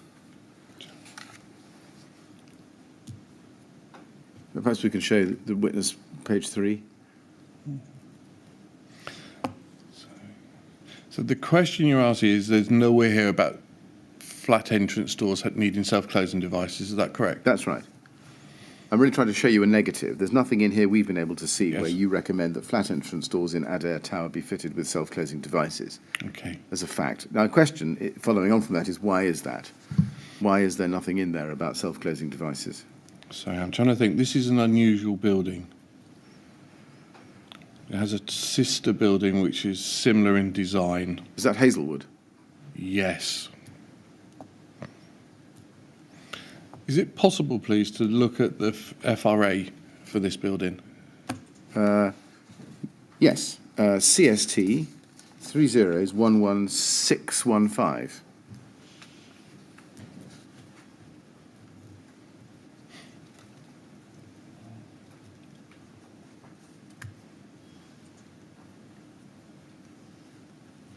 Now that's the first page of it. Is there anything specific within it you would like to see? Yes. Section 19, maybe? No, sir. Would it be possible, please, to see about construction, about page 4? Sorry, I'm being vague because I can't remember the... sorry, this one, yes? Construction, brick and concrete. Yes, sorry.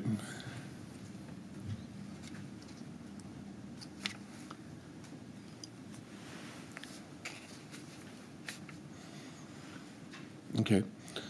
In this building, so the use and layout, there is 2 staircases. If we're looking at the building, a left and a right staircase, one staircase is completely open to the elements, vented screen on one side with a staircase, and then the screen onto the lift lobby area is then open. And this building and its twin building, I was asking the questions all along. Was it ever designed that the lift lobby areas in this building were an open area? Because on one staircase it is completely open to the elements, and then there's a screen internally open to the elements.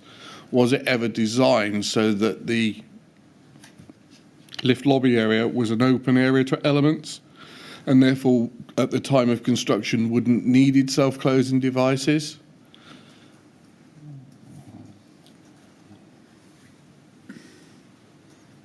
Well, let's look at the bottom of the page, use and layout of the building. This might help you, and I'm not sure I'm really going to be able to stand here What I'm saying is examining the document, but let's see if that helps you. I'm trying to assist you with this. Use and layout of the building. So in here. Halfway through that text, it says, on opposite sides of the flat lift lobby, there are staircases located. These run the height of the building. Both have self-closing 30-minute fire-rated doors separating them from the flat lift lobby areas. The protected staircase is total fire separated from the flat lift lobby area at each floor level and has an exit at the ground floor to open air. The other staircase has louvered vents in the screen between the staircase and the flat lift lobby areas, is open at its base with the entrance lobby area, and has the opening for the purpose-built refuse chute on its landings at each floor level. Does that help you? Yes, so I think this building was a case that this document here, and it would say in here that at one point I was asking the question, was this open to elements, and therefore self-closers were not needed because the flat doors were open to open areas. And the question, do they needed to be fitted? Well, my question was why there was no recommendation in this FRA that the doors, the flat entrance doors in Adair Tower, be fitted with self-closing Because they were external doors open to the elements. Is that your answer? Yes. I see. And do you remember that that was something you consciously considered at the time when considering the question of whether there should be anything said about the absence of self-closing devices on flat entrance doors? Yes, because it would be in this document somewhere that was the reasoning behind it, and it was always asked the question, why? And I'm trying to do this from memory, please, sir, but there is no, if I remember correctly, there's no ventilation on the lift lobby areas, which gave me the reasoning to think that these were open. And if this is the building I think it is, there was a concession made and the fire service accepted that they're going to, after there was a fire in this building, that the screen should be closed up with the vents in it. Ex Nova were brought in to undertake a survey, and it was accepted by the fire service that an AOV system would not be fitted, or a smoke control system wouldn't be fitted to the lobby areas, but they would accept half-open windows, something along those lines. All right, well, let's see how we go with that detail. I've shown you this FRA. It's 20th of February 2014.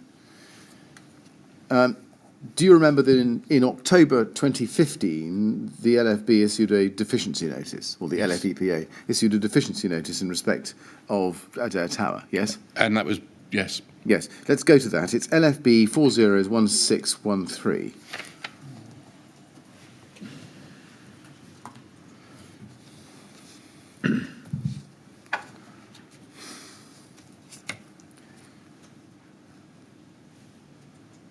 LFB 401613.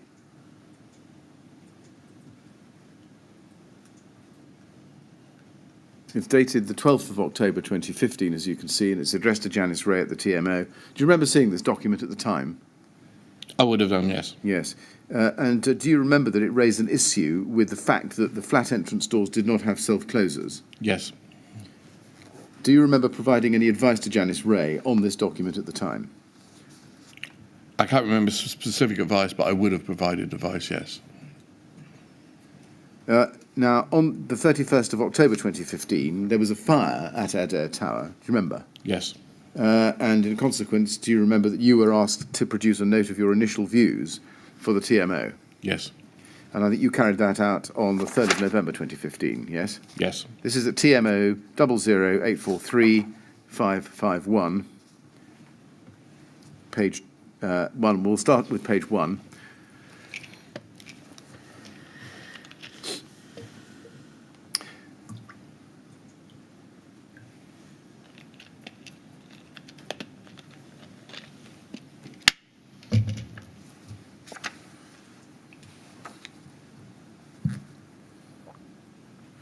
TMO 00843-551.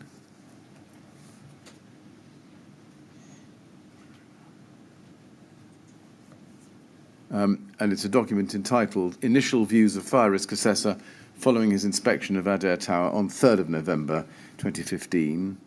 Now, this obviously isn't an FRA, is it? No. And if we look at page 2, under the heading Doors, it says there, the original flat entrance doors within this building were fire-rated doors fitted with rising butt hinges, which was the standard at the time of construction. And just pausing there, rising butt hinges, those are a form of self-closer, aren't they? Yes, basic, yes. Yeah, I mean, they were the form of self-closer which became, was deprecated by the 2011 LGA guidance. So I don't understand the word deprecate. Which the LGA guidance said shouldn't be used anymore. Correct. Yes. And then in the next paragraph, but you can see certainly that they had self-closers of a kind at that time, yes?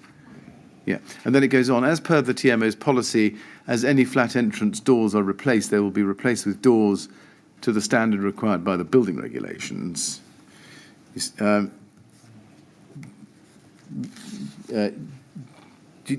Do you know that rising butt hinges on flat entrance doors by 2015 were contrary to the LGA guidance?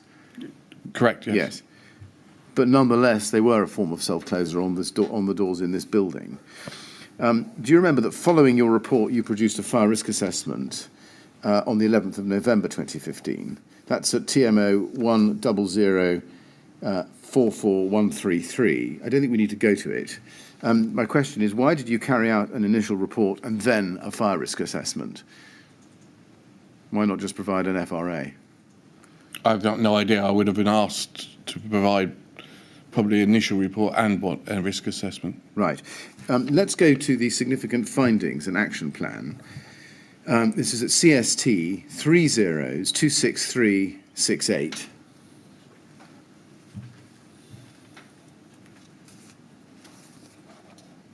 And let's go to page 3 in that.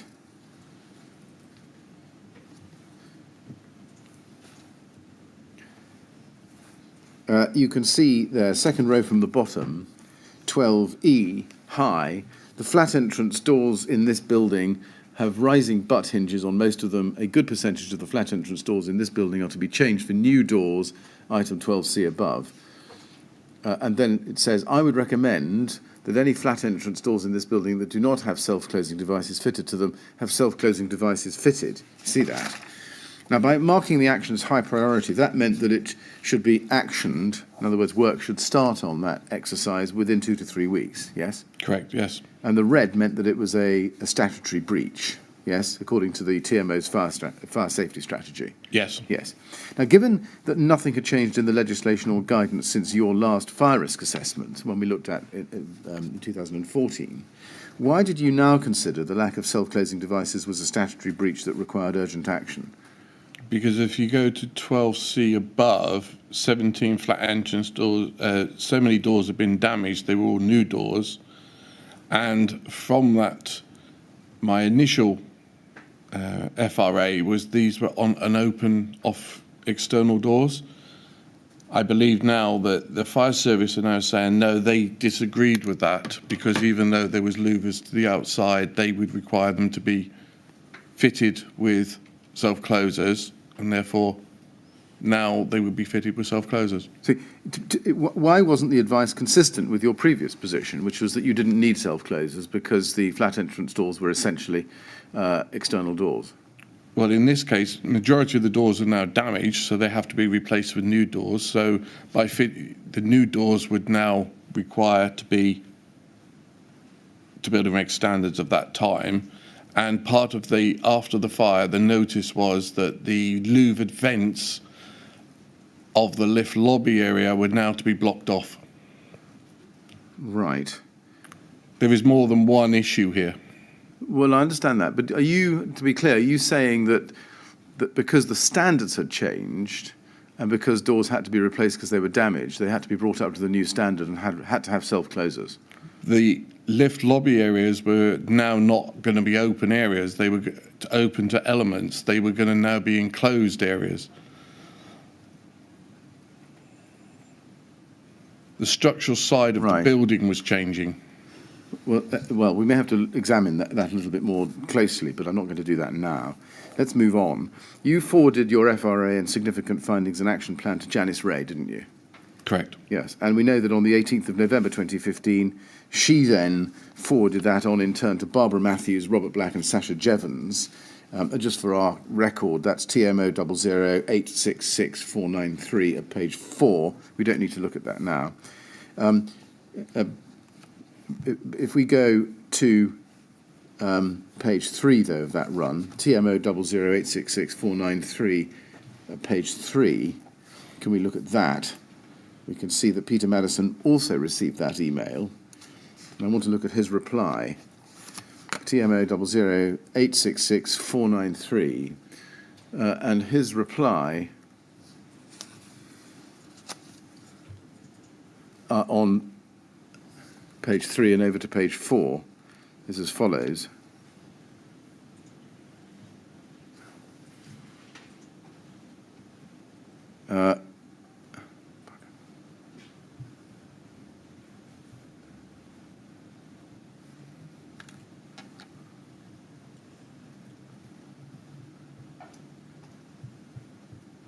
Yes, yes. It's actually Sasha Jevons's on what Carl said. I do not think that the recommendation to install door closers throughout the building is appropriately prioritised, currently high, for the following reasons. A, it's not a statutory requirement to install self-closers retrospectively, therefore should not automatically default to high priority. B, I assume that the leasehold flat entrance doors are demised to the leaseholder. Daniel, can you please confirm?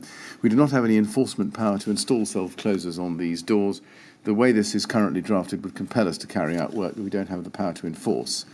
I don't have a problem with us setting out to install door closers following the learning from the fire and completing the work promptly. However, we would be leaving ourselves exposed if we commit to completing work we don't have the power to enforce. I suggest the priority is reduced to low, or advice, and that we make reference to the fact that we can't enforce this in leasehold premises. properties. Peter. So, in fact, it was actually a response from Peter Madison, but it seems to have come from from Sasha Jevons. Now, I want to take that in stages if I can. First of all, if we go back to the first line on page 3, please, he says in the opening line of his email, following our review of Carl Stokes' record of significant findings and action plan yesterday afternoon, I have reflected on what Carl said. Now, did you meet with Peter Madison on the 19th of November 2015? Do you remember meeting him the day before? I'm going to say yes. There was a meeting arranged. Yes. Yes. Do you remember who else was there? No. What about Barbara Matthews? Was she there? Sorry, I'm gonna. If you tell, I have got no record of minutes. I know there was at least 3 or 4 other people there. Janice Raby and one of them. Right. Do you know what the purpose of the meeting was? To look at the after fire incident of what happened there at that time. Do you remember giving them any advice at that meeting? Yes. What was that advice? Undertake the work. What work? As per the significant findings. Right. So did you advise them that the retrofitting of self-closers was not a legal or regulatory requirement? No, I would have said it to fit them. Right. Do you know from your own recollection what the basis of Peter Madison's view was that it wasn't a statutory requirement to install self-closers retrospectively? So you'd have to ask him.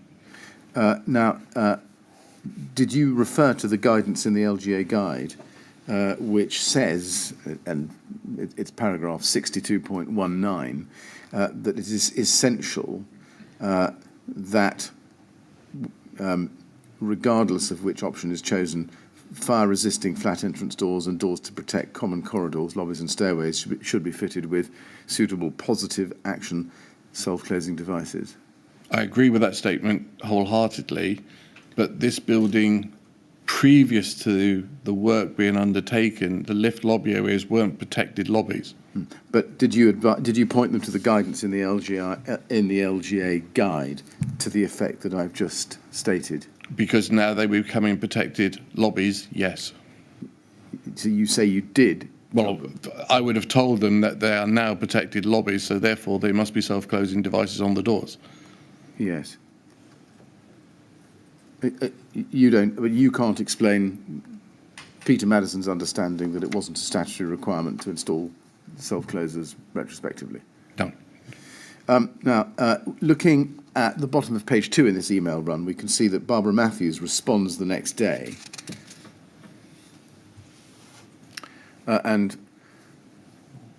Foot of page 2, she says, "Dear all," and we need to go to the top of page 3. She says, "I agree with Peter's view that this finding should be low rather than high, as there is no regulation requiring the retrofit of self-closers, and we could not enforce this for leaseholders.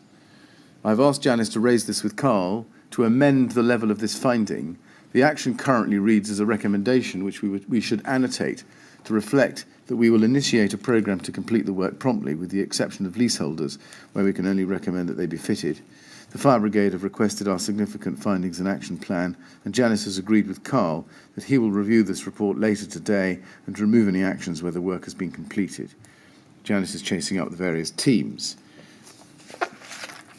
Now, you're not copied into any of these emails, but you've seen them, haven't you, I think?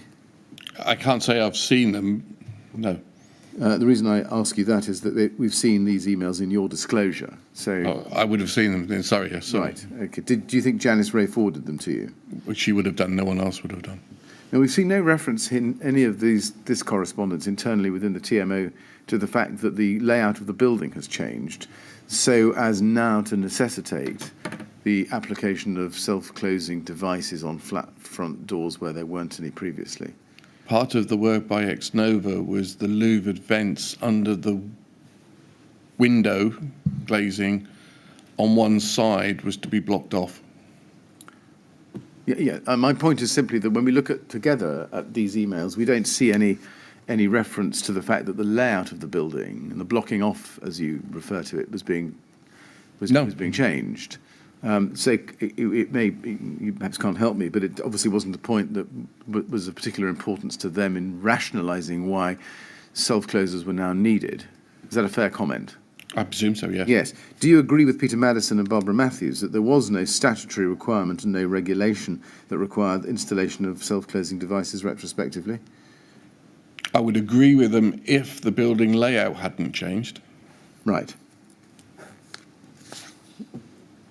Now, as we can see from Barbara Matthews' email on the screen in front of you, she says here that she'd asked Janice to raise with you the amendment of your level of finding. Had she or Janice Ray asked you to amend the level of your findings in your significant findings and action plans on any other occasion? Not as far as I'm aware.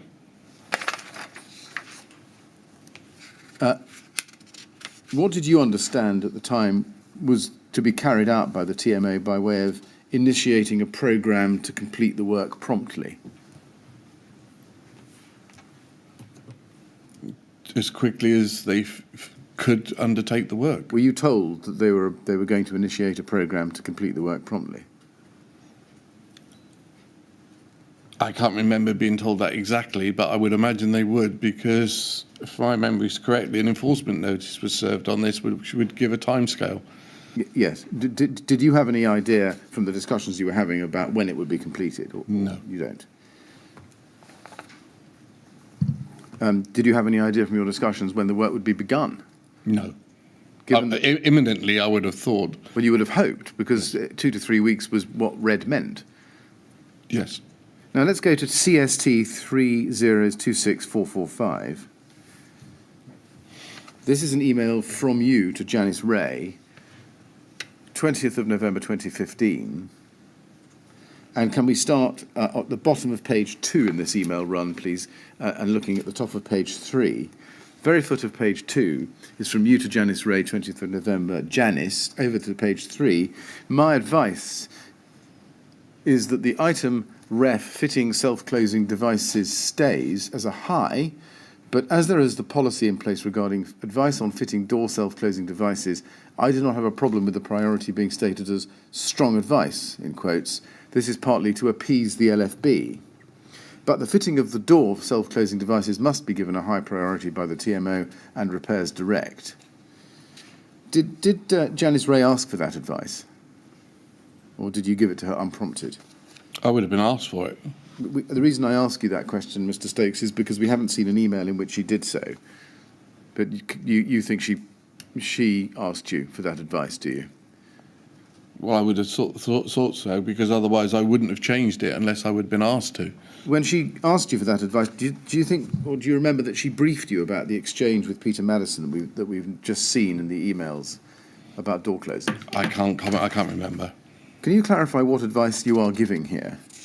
Was it, just to be clear, was it to retain self-closers as a high priority in accordance with the opening words? My advice is that the item ref fitting self-closing devices stays as a high. Yes. Or was it to downgrade it to strong advice? No, to stay as a high.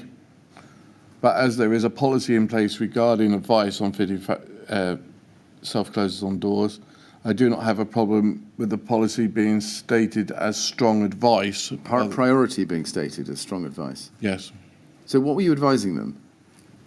That the work has to be undertaken. It is high, it must be undertaken. And from my memory, the work was undertaken, and the next time I did an FRA, self-closers were fitted on all doors. If you were advising that the item referring to self-closing devices stayed as a high, how were you downgrading the priority to strong advice at the same time?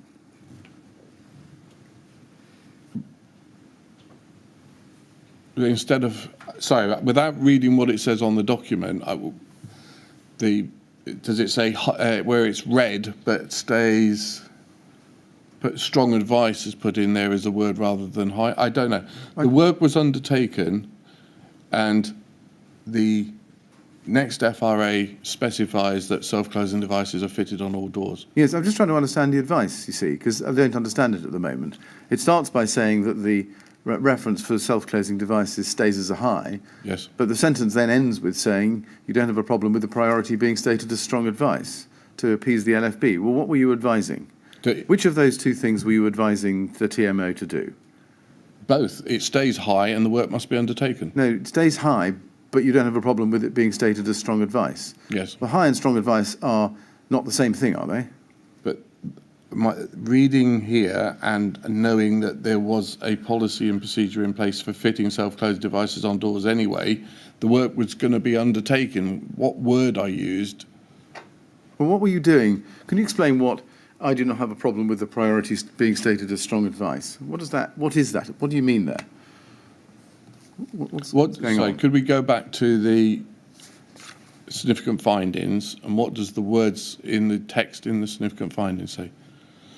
Well, we could, but I'm just trying to understand on the page what your advice means. It means carry on and do exactly what was there as before. Well, I'm sorry. It may be my fault, Mr. Stokes. I'm puzzling with this. What was the priority being stated as strong advice mean?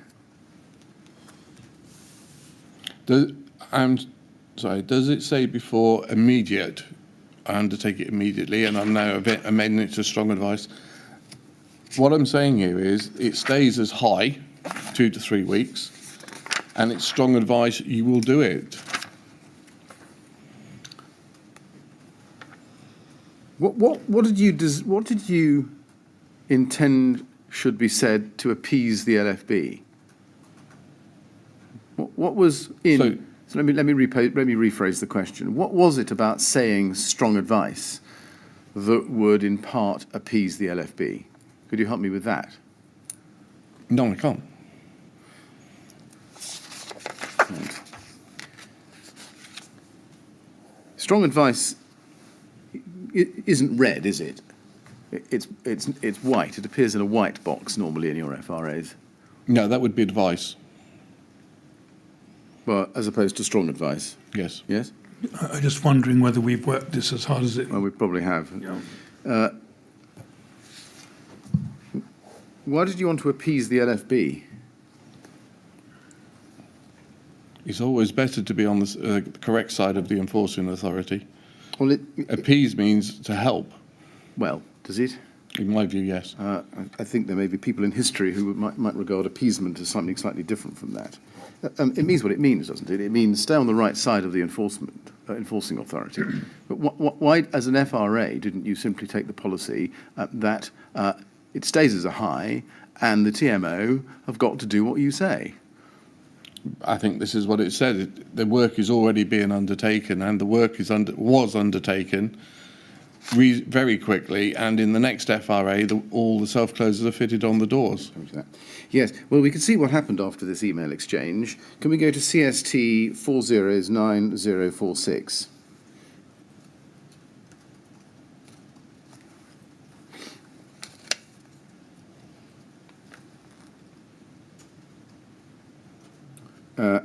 This is your new significant findings and action plan for Adair Tower.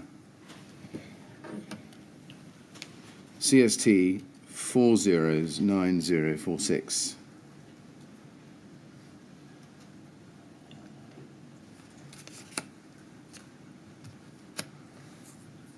And that's the first page of it. If we scroll down to page 5, we can see at the top there in white, strong advice, no red, it's now white, strong advice. Why did you downgrade this item from high to strong advice and take away the red? Because reading the action, it says the TM accepts this recommendation, so it's already in place and is committed to progress in the installation of self-closing devices as a matter of urgency. So high is now strong advice, but the work is already in hand, so the work is started. Well, programme of inspection of all doors to start on 30th of November, with all works programmed for completion within 20 days of inspection. So Yes. the work wasn't it already? Well, it would have been in the programme of inspections to start then, but work would have to have been undertaken to order in self-closing devices, programming, maintenance men, contractors. Leave aside who filled in that box under TMO action. We could see that you downgraded this to strong advice. Did you do that because you were under pressure to do so from the TMO? That's what it looks like, yes. Yes. Did you think it was appropriate at the time that the TMO should be challenging your professional judgment on what priority should be given to an item in your FRA? I'm going to say probably yes. Why didn't you stand up robustly and independently to the TMO on a matter of what was your professional judgment? Some battles you fight. The work is being undertaken. Whether I put high in there in a priority, a red, but the work is still being undertaken. Do you accept that in giving in to them you compromised your role as an independent fire risk assessor? No. Now, 2017, let's go into that year. You, in your second witness statement at page 21 at CST 3030186, I'd like to look with you, please, at paragraph 80, sub-Roman 1.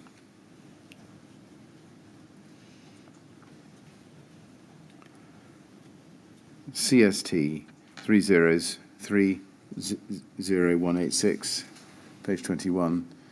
And under the heading self-closing devices, you say, as far as I can recall, the advice I gave in relation to self-closing devices extended to altering the highlighted text shown in CST 402235 and 2371, which are referred to in the request. And let's look at those two documents. First, please, CST 402235.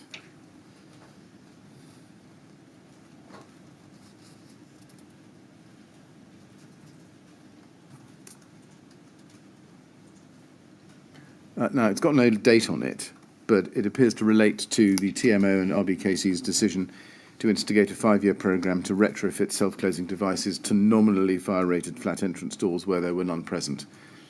Are you able to date this document? No, sorry. Let's look at the second one then. CST 402371, please.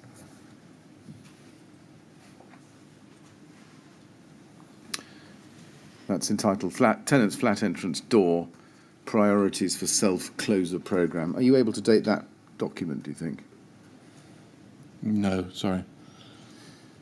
Let's go back then to the first one, CST 402235. And we can see at the bottom of the screen on page 1 some green text. Is the text in green your intended or proposed alteration? Or by way of addition?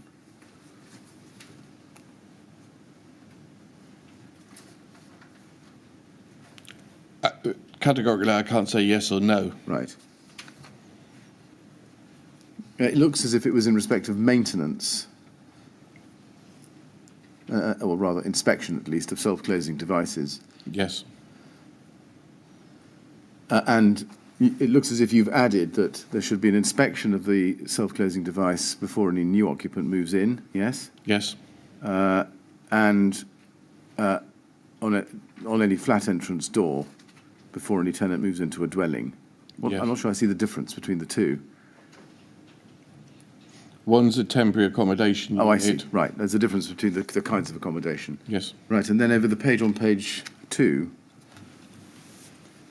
when undertaking reviews of the building's fire risk assessments, the working condition of a number of flat entrance doors, self-closing devices are checked to see that the device works correctly and has not been disconnected. You added that, did you? Looks like you did. Probably yes. So this looks like it was your proposal in respect of inspection and maintenance of self-closing devices. Yes? Would seem to be yes. Yes, and also 4.7, when internal checks of a building are undertaken, as part of the TMO's health and safety policy, part of the procedure is to sample flat entrance doors, self-closing devices, to see that they work correctly and have not been disconnected. Again, that was your recommendation for inspection and maintenance of self-closing devices. Yes? It appears yes. Yes. Now, if we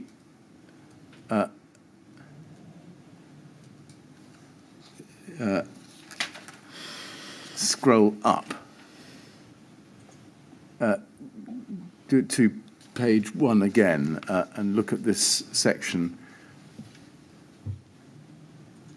this doesn't only relate to sheltered dwellings, does it? No.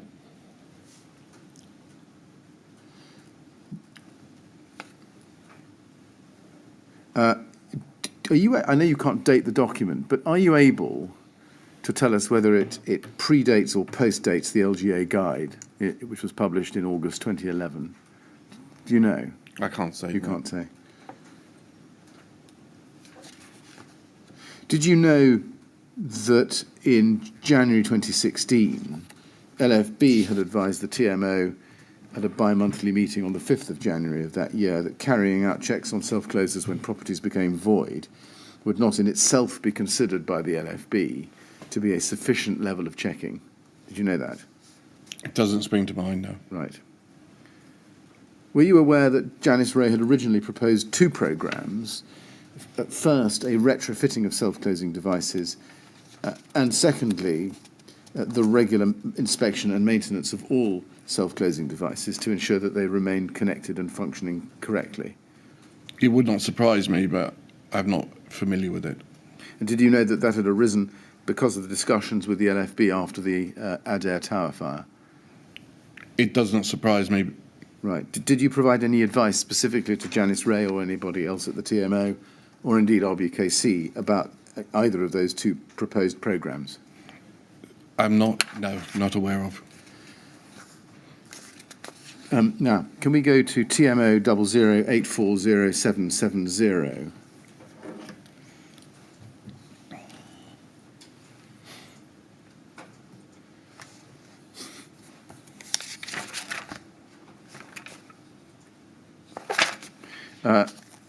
This is a note prepared by Janice Ray on the 1st of March 2017 for a JMT meeting, and it's entitled Installation of Self-Closing Devices on Flat Entrance Doors for Discussion.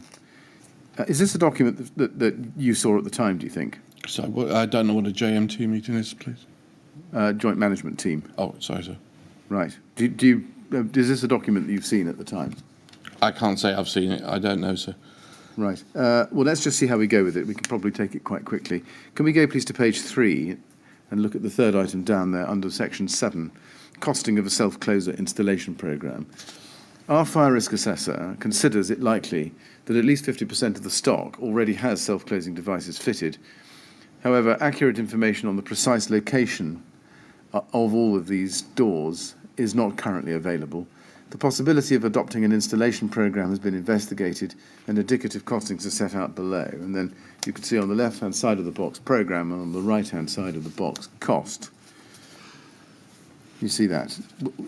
And the cost for installation programme for total stock, she estimates at £619,000. My question is this: were you involved, do you recall, in assisting her with compiling these assumptions and these figures? I would not be involved with the figures. I was asked a question on as bland as how many self-closers do you think are operational or something. I might have asked that, but I wouldn't have known what it was for, and I would definitely not have known costings. So that was the limit of your involvement, was it? I presume so. In this exercise? Well, I can't remember this even exercise, sir. Right. Now, if we go, please, to TMO 00863960, this is on the subject of installation, a programme for installation as opposed to inspection and maintenance. Let's look at page 3 in that document run, and you can see an email on the 4th of May 2017 from Janice Ray to you. And if we turn to page 4, we get the bulk of it.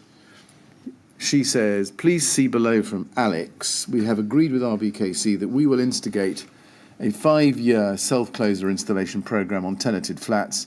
So it seems that Alex has been asked to do some work on this. As per his email, would you be able to give us a steer as to how best to prioritise our properties for this programme?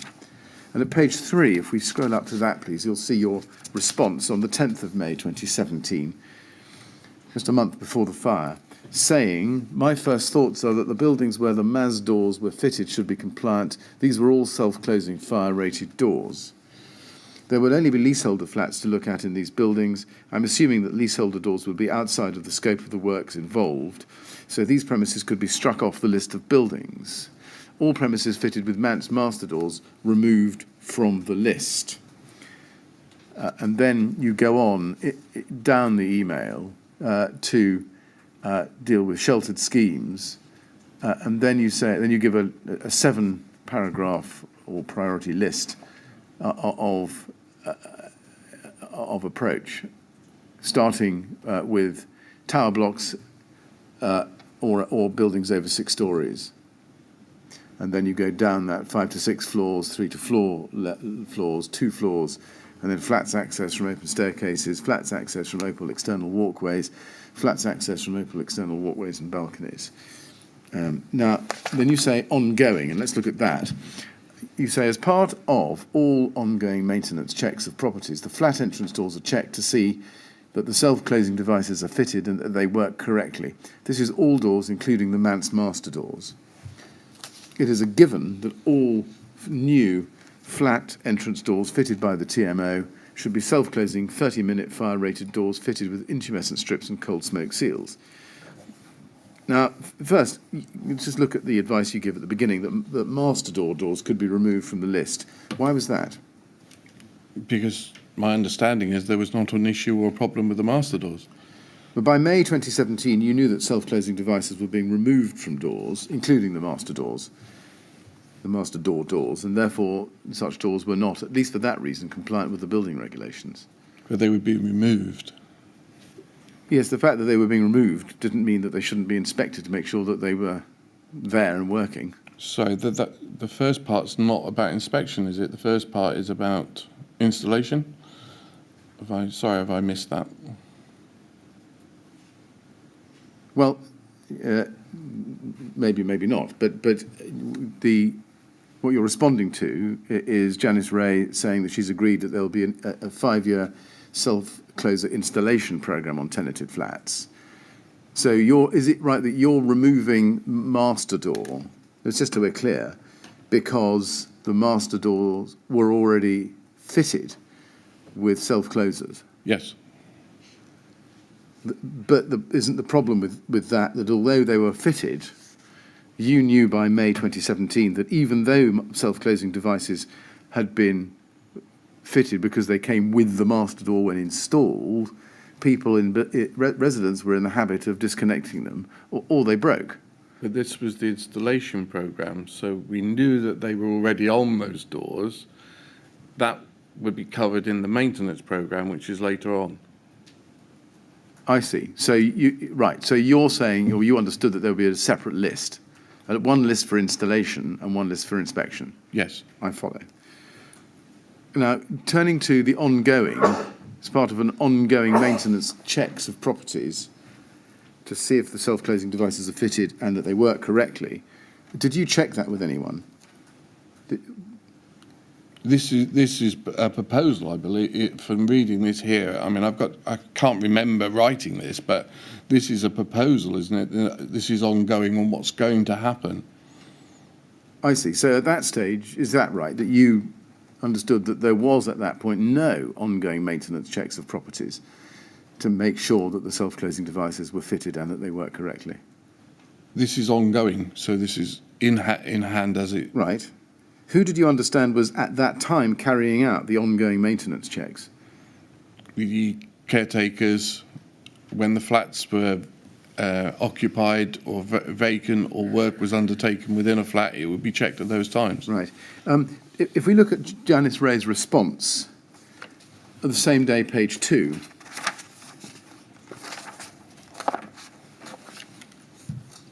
you can see that she says, thanks, really helpful. Couple of queries. And the first is, think we still need to inspect the Manx master door flats as they may have been disconnected, but appreciate they will be down the list of priorities. Bearing this in mind, where would you put them on your prioritised list? And if we look at your response to that on the top of page 1, on the 12th of May, 2 days later, Mr. Stokes, you say all premises fitted with Manx master doors removed from the list. Now, although in your first email, as you pointed out, you were dealing with installation and not inspection, Janice Ray picks up the point that I was putting to you, and you respond nonetheless, all premises fitted with Manx master doors removed from the list. Were you not concerned that the self-closing devices might have been removed from previously fitted master door doors? Well, I'm still thinking that this is installation. But why, given the terms of Miss Ray's question to you? Can I see Miss Ray's question back Yes. to me, please? As we can go back to page 2, please. I'll repeat it. Think we still need to inspect the master door flats as they may have been disconnected, but appreciate they will be down the list of priorities.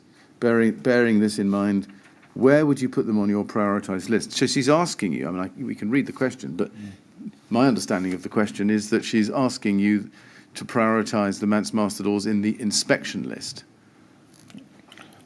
Yes, looking at it like that, I agree. So why did you come back and say remove? I can't answer that question. Mr. Millett, I think if you read this run of emails in full, there's a certain degree of misunderstanding. Well, I think that's now become And apparent. Mr. Stokes has explained that he was distinguishing between new installation and ongoing inspection and maintenance. It looks as though that was his perception in his response also to Miss Ray. Well, that's what Yeah. that is what it looks like. Mr. It does. Chairman. And that's what I'm seeking to understand. Yes, well, I think we could understand that from the documents, actually, when you just read them as a run. Well, if you think that I've covered this satisfactorily, I will leave it there. Mr. Chairman, I'm not quite sure I have, but I just wanted to know Well, you why. can always come back to it. I can come back because to I'm it. afraid we're going I've to have to got ask about a Stokes page to left. come back again, aren't we? We will. We've got about a page left of questions before we really do go to a very new topic. I think probably we've all had enough for one day, to be honest. Well, I'm sure Mr. Stokes has, even if the panel is still itching for more answers. Let's call it a day and we'll come back on. I think we should. Now, for Mr. Stokes' benefit, can you give us any indication of how much more time you may need to have with him? I'm going to have to ask him to come back. Well, it'll be Tuesday this time, Mr. Stokes, because we're not sitting on Monday. We're all going to enjoy a bank holiday. So, Should he expect to be here all day? I think expect to be here all day, but I at the moment, on current pace, I am confident within the bounds of reasonableness that we will finish on Tuesday with Mr. Stokes' evidence. Right. Well, we don't give you any undertaking, Mr. Stokes. No. You probably realise that, but there's at least a chance that you'll finish on Tuesday. But I do have to ask you to come back then to answer some more questions. so All right. And I do have to remind you, as I have on each previous occasion, not to talk to anyone about your evidence or anything to do with it over the weekend. so All right. Thank you very much. We'll thank you, sir. go with the usher. We look forward to seeing you again on Tuesday.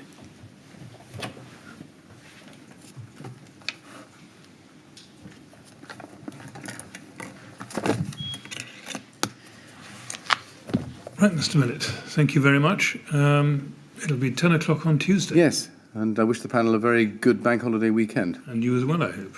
Good. Thank you very much. 10 o'clock on Tuesday.